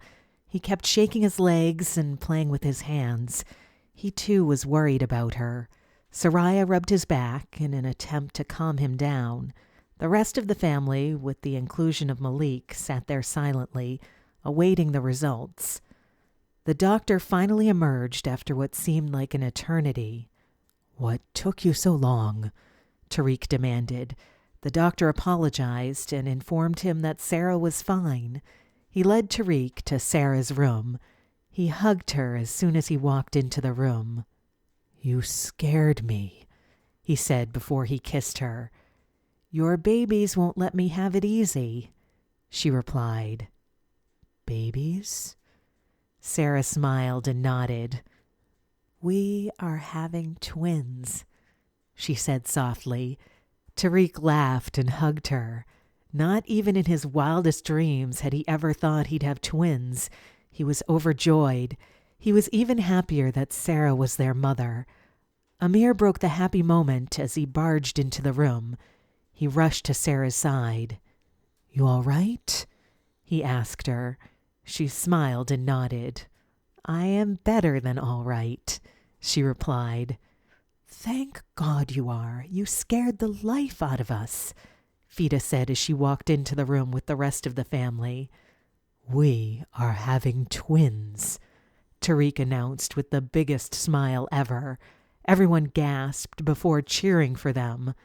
"I knew my eating habits were strange," Sara said.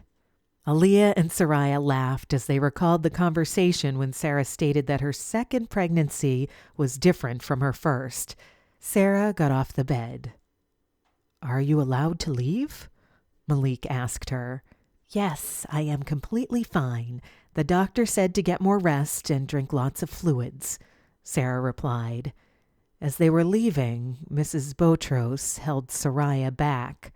She wanted to have a private conversation with her. Soraya laced her fingers together as she waited for Mrs. Botros to speak. "Do you care for my son?" Mrs. Botros got straight to the point. There was no beating around the bush. "Yes, I care for him deeply," Soraya replied. "Then you must encourage him to do the right thing and marry Fisa."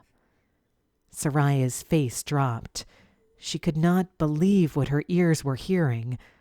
How was that the right thing, and why did she have to do it?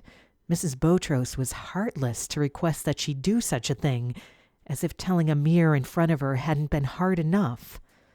"How can you ask me such a thing?" Soraya's hand started shaking. "I am sorry, my dear, but this is his son, his blood. You have been with him for a few months, and I understand you care for him, but this is more important. He cannot have a child out of wedlock and then not marry the woman. It is not good for the family name."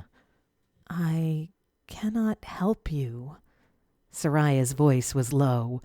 This woman cared more about the family name than the happiness of her son. It was despicable. The whole conversation was despicable.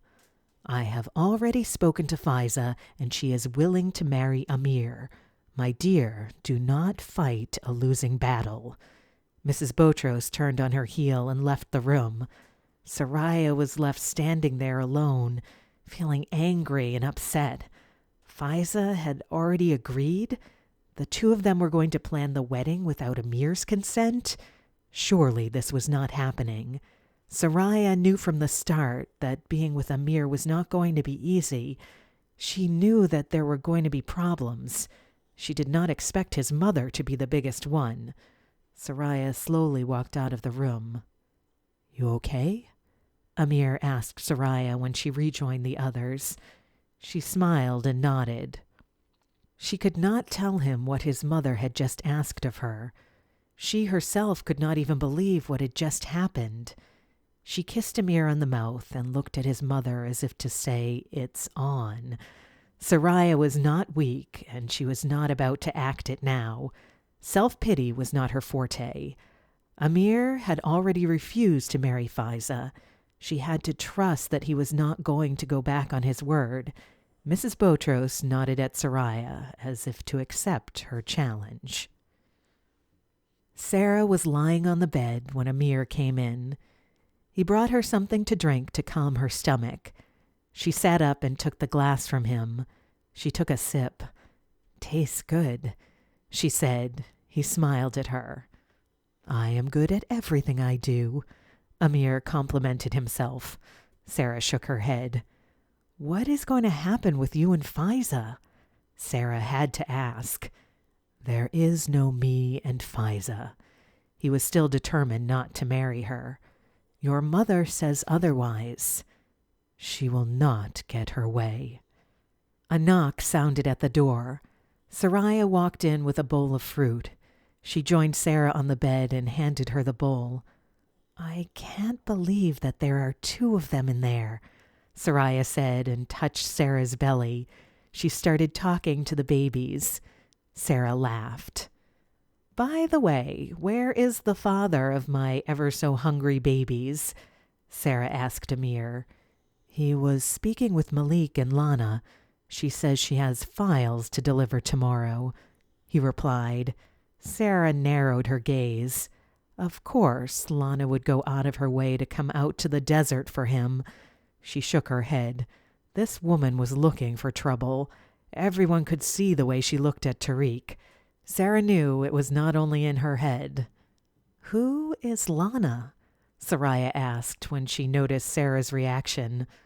"Office secretary," Amir replied. "Who is really into my husband," Sarah said and bit into a strawberry.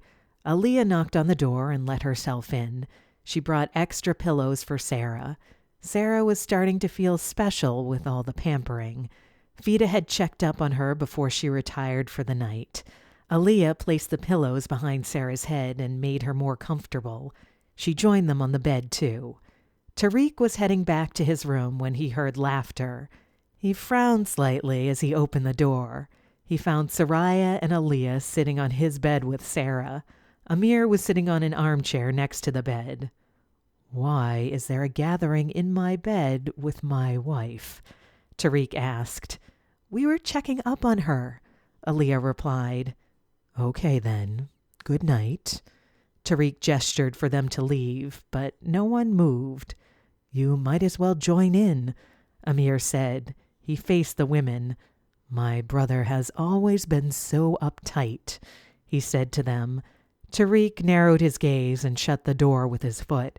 He headed toward the bed. "And what if I wanted to make love to my wife?"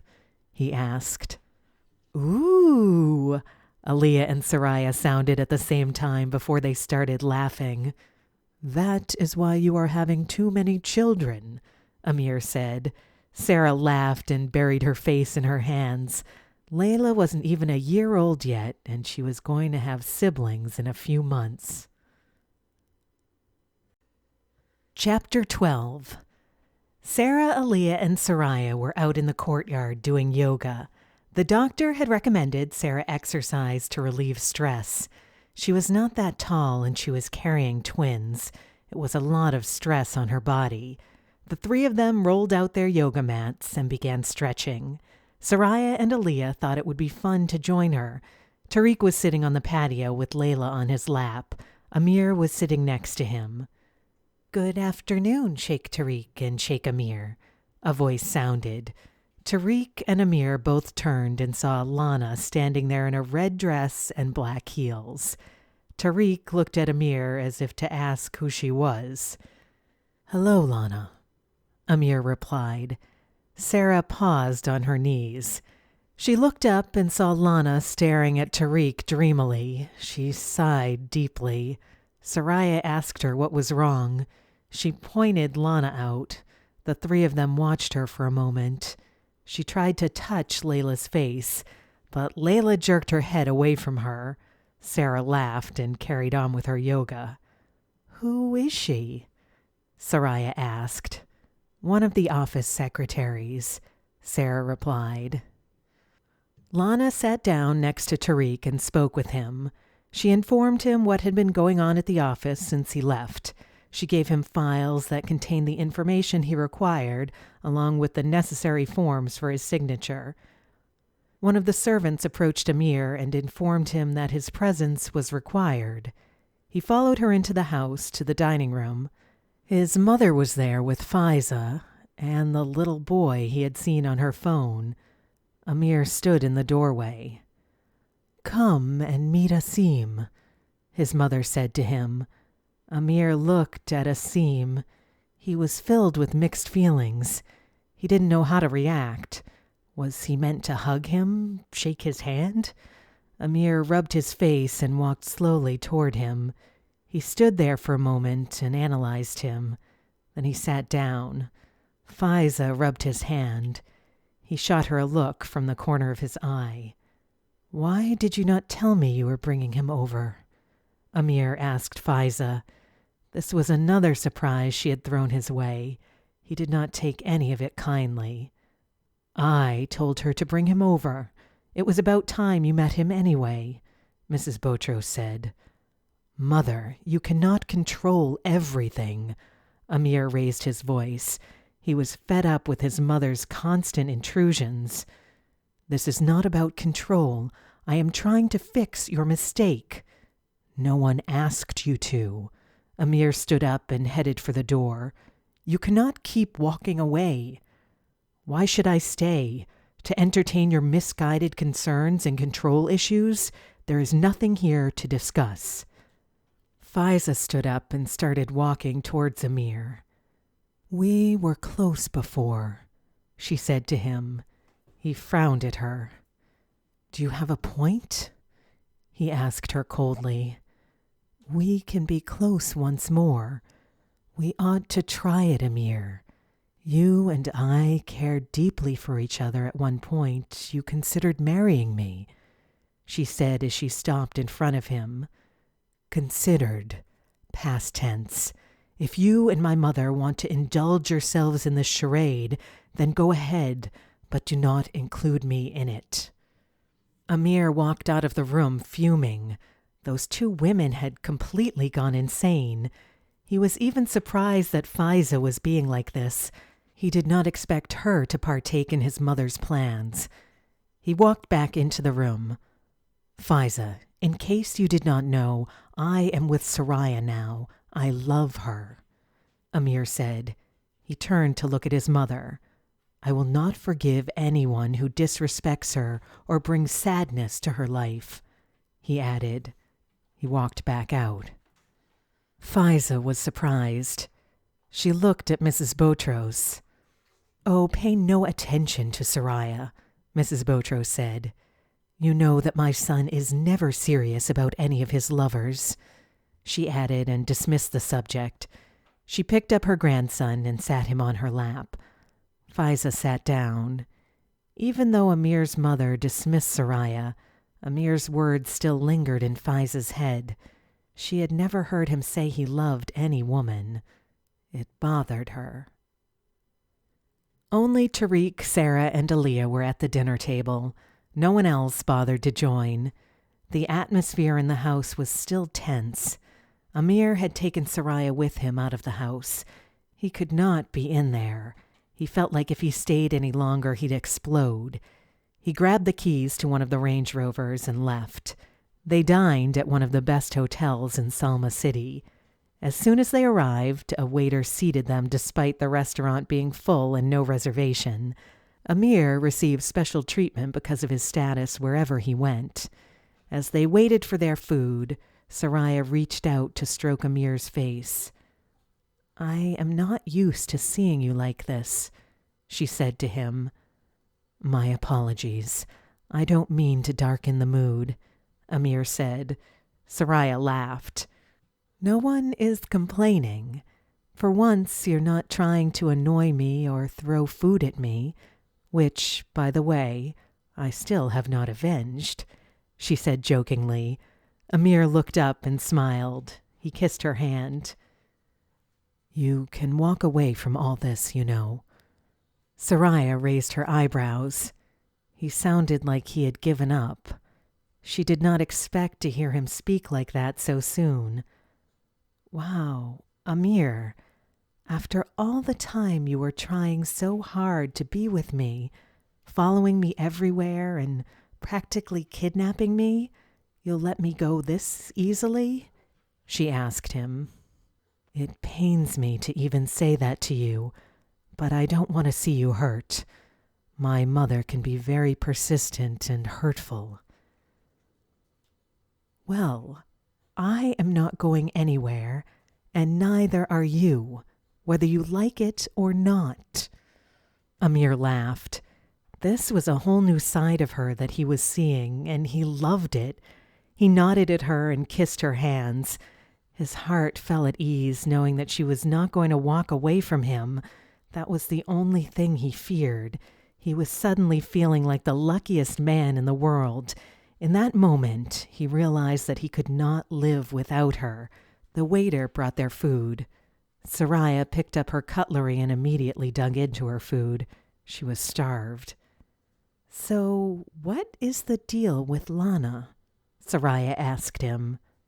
The secretary? Amir was confused as to why she was even a topic. Yes, she seems rather smitten with Tariq. Amir laughed before he responded. You noticed? He asked her. We noticed her speaking with Tariq. What is even more amusing is the fact that Tariq did not realize, nor did he care. Soraya burst out laughing. Sarah noticed? Yes, but she did not seem to care. Sarah had noticed it too, but dismissed it. She trusted Tariq not to be interested in her. Everyone knows how cold Tariq can be. Sarah experienced it firsthand, so she is not worried about another woman becoming his mistress. Amir laughed softly as he recalled how Tariq was toward Sarah when they first met. After dinner, the staff bid them farewell as they left. As they stepped out into the cool air, Amir smacked Soraya's bottom and laughed when she shoved him playfully. There's the man I know, she said to herself. The valet brought their vehicle to the front of the hotel. Amir opened the passenger door for Soraya, shutting it behind her, and then got in from the driver's side. He stuck the key into the ignition and drove off. They headed back home. By the time they arrived home, everyone had retired to their rooms, except for Sarah, who was coming back from the kitchen carrying ice cream. Pregnancy cravings, don't judge me, Sarah said, immediately defending herself. Amir and Soraya both laughed. No one is judging you, love. I was just going to ask for some, Amir said and opened his mouth for her to feed him. Sarah took a spoonful and popped it in his mouth. Sarah asked them about their night.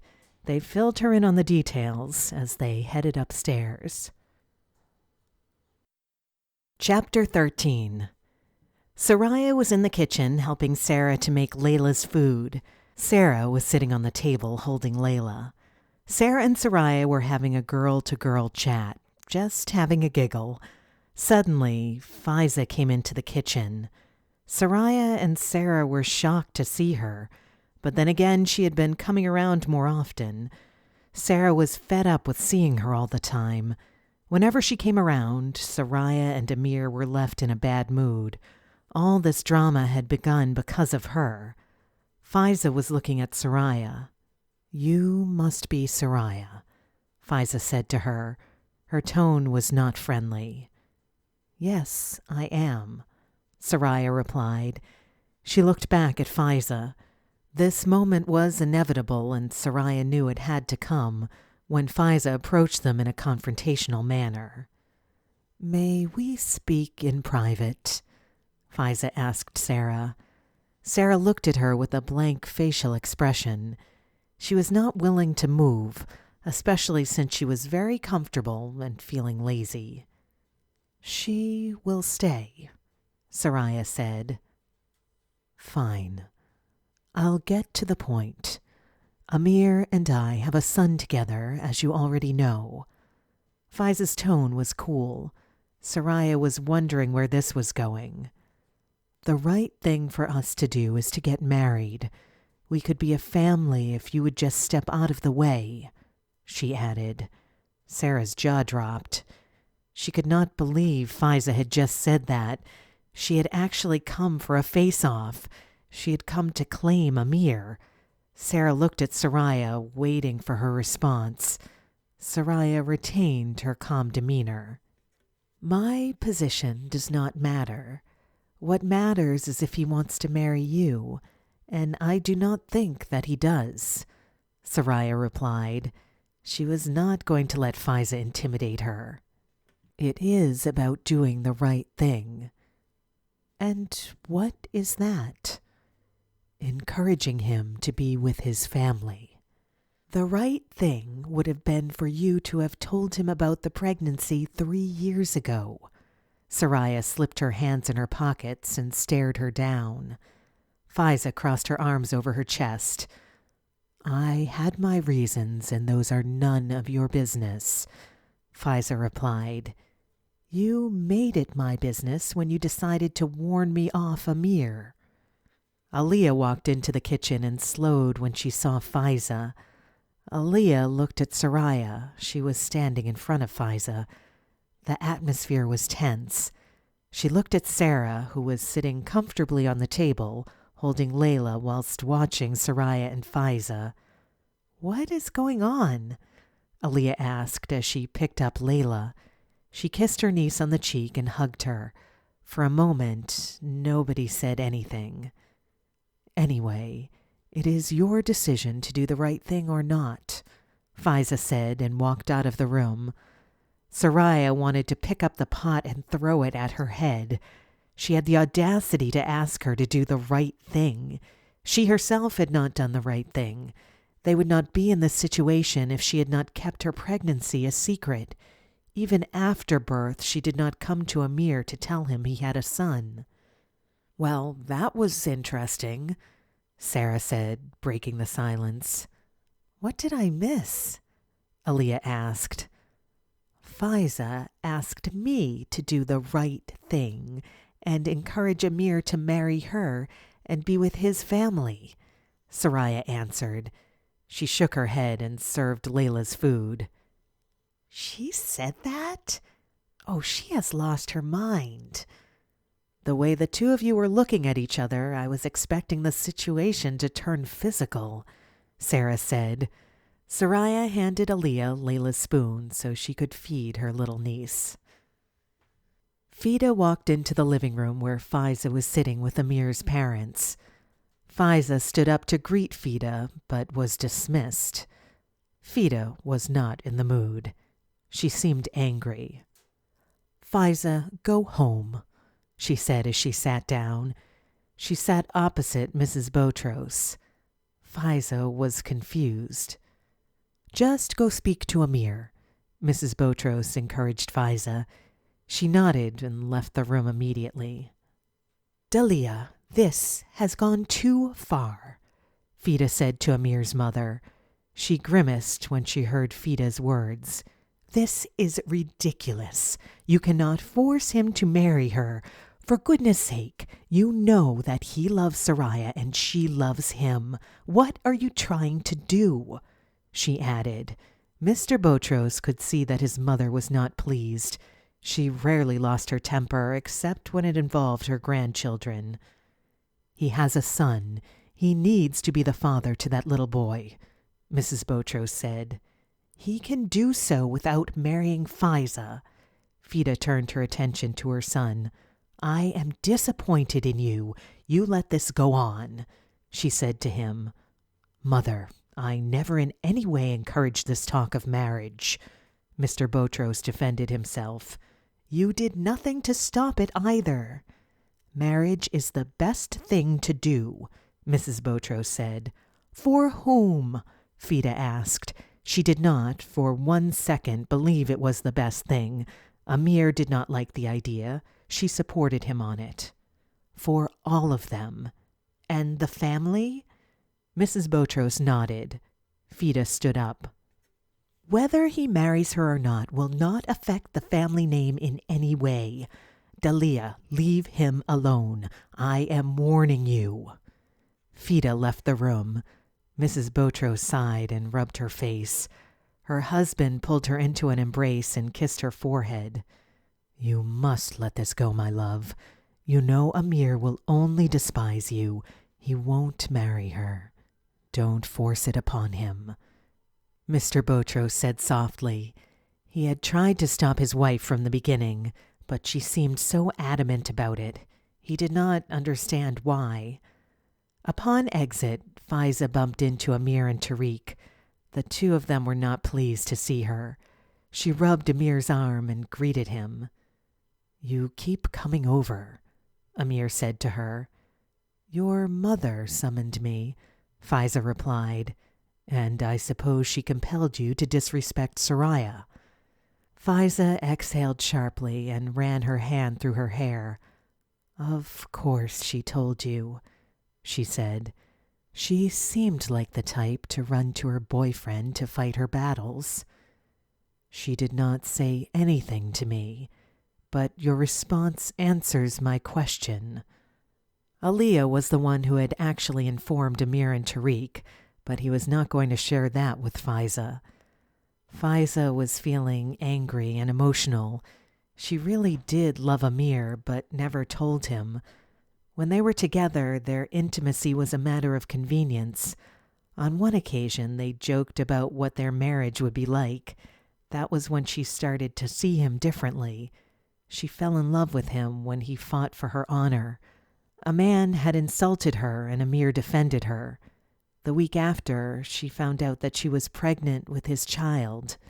Now here she was, having the opportunity to marry him, but there was a human obstacle that he claimed to love. "Fisa, I am not going to marry you. You need to understand that. Coming here every day and plotting with my mother is not going to change my mind. It will only make me resent the two of you. This would have been avoided had you told me 3 years ago." "I had my reason."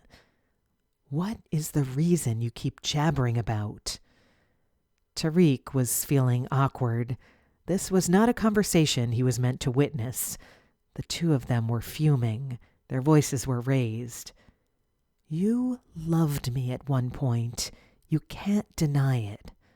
Fisa's face was turning red. She was almost in tears. "Once again, loved, past tense. What is your reason? Why can't you love me once more? I love Soraya. What is your damn reason that you hold so precious in your heart? Ask your mother." "What is that supposed to mean?" "She wanted me to get rid of the baby." Tears flowed down Fisa's cheeks. Tariq's eyes flew open. Amir was frozen. That did not make sense at all. Fisa ran her hand through her hair and walked out. She was too emotional to carry on the conversation. Amir stormed into the living room where his parents were. They both looked up at him. He stopped right in front of his mother. "Mother, what is the main reason that you want this marriage so badly?" he asked her. "Asim needs to grow up with his father. You need to give him that and also keep your family honor intact," his mother replied. "So it's not your guilty conscience?" "What guilty conscience?"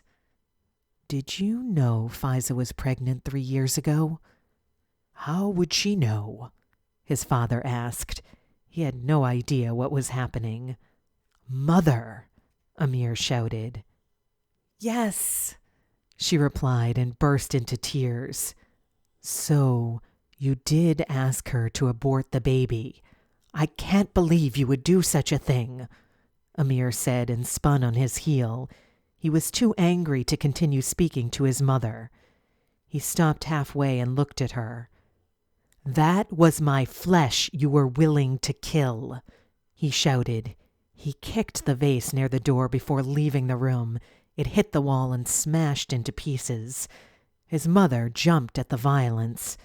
Mr. Botros sat there quietly. He was riddled with shock and disgust at his wife. Chapter 14. The house had turned into a battlefield. First, there was the argument between Soraya and Fisa. Then there was the bombshell Fisa dropped on her way out. Mr. Botros was not impressed with what he had found out about his wife, so he left the house. Amir had also left, as he was too outraged. Aliyah and Malik were sitting outside in the courtyard. Soraya sat in Amir's room waiting for him. Sarah and Tariq were in their room. Layla was in her room sleeping. Fida found her daughter-in-law sitting in her bedroom. Fida stood in the doorway. She did not even know where to begin. "Fida, I know I was wrong," Mrs. Botros said before Fida could say anything. "I wanted to right my wrong by marrying them," she added. Fida shook her head and walked into the room. She sat down next to her. "What was so wrong about her carrying his child that made you want her to abort?" Fida asked. "A baby out of wedlock would tarnish our family name." "Those old traditions. Yes, it's frowned upon to have a baby out of wedlock, but abortion is even more disgraceful, and I am so disappointed in you. That's your grandson." "I know, and I am ashamed of myself. I wanted them to marry so that he didn't have to find out what I did." Amir's mother wiped her tears and looked at Fida. "I didn't like Fisa or her family. I know that is no excuse, but even Fisa herself did not want to keep it. I knew she loved Amir, and she was going to use the pregnancy as a way to keep him in her life." Mrs. Botros shook her head. She realized her own foolishness and where it had landed her. "Dalia, you have to make this right if you don't want to lose your son." Fida stood up and left. There was nothing more for her to say. She was disappointed and disgusted in her daughter-in-law. The next couple of days were frosty. Everyone was walking around on eggshells, avoiding each other. Mrs. Botros had tried to apologize to Amir, but he was not ready to hear it. His mother's actions were hard for him to process. His father was the only one speaking to her normally. Tariq was staying clear from the whole situation. Luckily for everyone, their stay in Salma City was coming to an end. They all had had enough of tiptoeing around each other and being in the same house. The day before departure, Amir and Sarah had been absent all morning. They finally returned in the afternoon. Sarah was giggling and in a good mood. She was also carrying shopping bags. Tariq raised his eyebrow. "What is wrong with her?" he asked. Sarah nudged Amir. "Tell him," she said to him. Amir reached in his pocket and pulled out a small velvet box. He passed it to Tariq. He took the box from his brother and opened it. There was a ring set, an engagement ring with a large square diamond in the middle and a matching wedding band. Both were white gold, simple but elegant. There was a small dedication inside the wedding band. "Sariah, the keeper of my heart." "I was wondering when you were going to do it," Tariq said to Amir. "What do you mean?" Amir asked. "It was obvious that she was the one for you. I have never seen you into a woman this much. Congratulations, brother." "Hey, no congratulations yet. She hasn't said yes." "She will," Sarah said and hugged him. She knew how much Sariah loved him and how crazy she was for him. Amir put the box back in his pocket. One of the servants approached them and announced Fisa's arrival. The three of them looked at each other. They could not handle any more drama. "I come in peace," she said with her hands up in the air. Sarah excused herself. She grabbed Tariq's hand as she walked off. "Look, I simply want to call a truce," Fisa said. "What changed your mind?" Amir asked her. "I came back to reality. If we ever had a chance, it would have been 3 years ago, but things are different now. I missed my chance and completely messed things up in regards to our son. I can't change that now, but I can change how I handle things from now on. I did not think you would give up this easily. Fisa smiled and kissed him on the cheek. You can have a seam for a weekend every month to start. Is that okay? She asked him. He nodded silently. She smiled and walked off. Soraya was lucky to have him. Fisa wished she had done things differently. I am sorry for what my mother did, Amir shouted out to her. It must have been hard for her to deal with that. Thanks, she replied and carried on walking. Aaliyah and Sarah told Sariah that they wanted to prepare her for a date with Amir. She had a scented bath. After the bath, Aaliyah forced her into a chair. Let's take care of them caterpillars, she said, referring to Soraya's eyebrows. Aaliyah threaded them for her and nicely shaped them. Sariah complained about the pain all the way through. Her face was slightly red afterward, but it was quickly covered with makeup. Sarah handed Sariah one of the shopping bags and asked her to wear the dress. Sarah and Aaliyah also changed. They were wearing long, satin, cobalt blue dresses. You're changing also? Sariah was completely confused. You look lovely, Sarah said, smiling at Sariah. Let's go, she added and left the room. Sariah looked at Aaliyah, who was also smiling at her. She frowned and walked out the door. The two of them were acting stranger than usual. They finally got to the secluded garden where Fida once took them when they first got there. Sarah and Aaliyah let Sariah walk in alone. There was a trail of red rose petals leading up to Amir. He stood there in a black tuxedo. Sariah's legs felt stiff as she walked towards him. What is going on? She asked as she approached him. He was staring at her, speechless. She was wearing a white satin dress that accentuated her curves. Her hair was down and wavy. He kissed her on both cheeks. You look gorgeous, he said as his voice trembled. Thank you, and so do you. He smiled at her nervously. You are the love of my life, he said to her. This was the first time he had ever been nervous around her. I never thought I could love someone this much. That word, love, was meaningless before I met you. This whole situation with Fisa, I only made it through because you let me lean on you. You did not leave me. Instead, you gave me strength and courage, he said. He never stuttered so much. He was so nervous.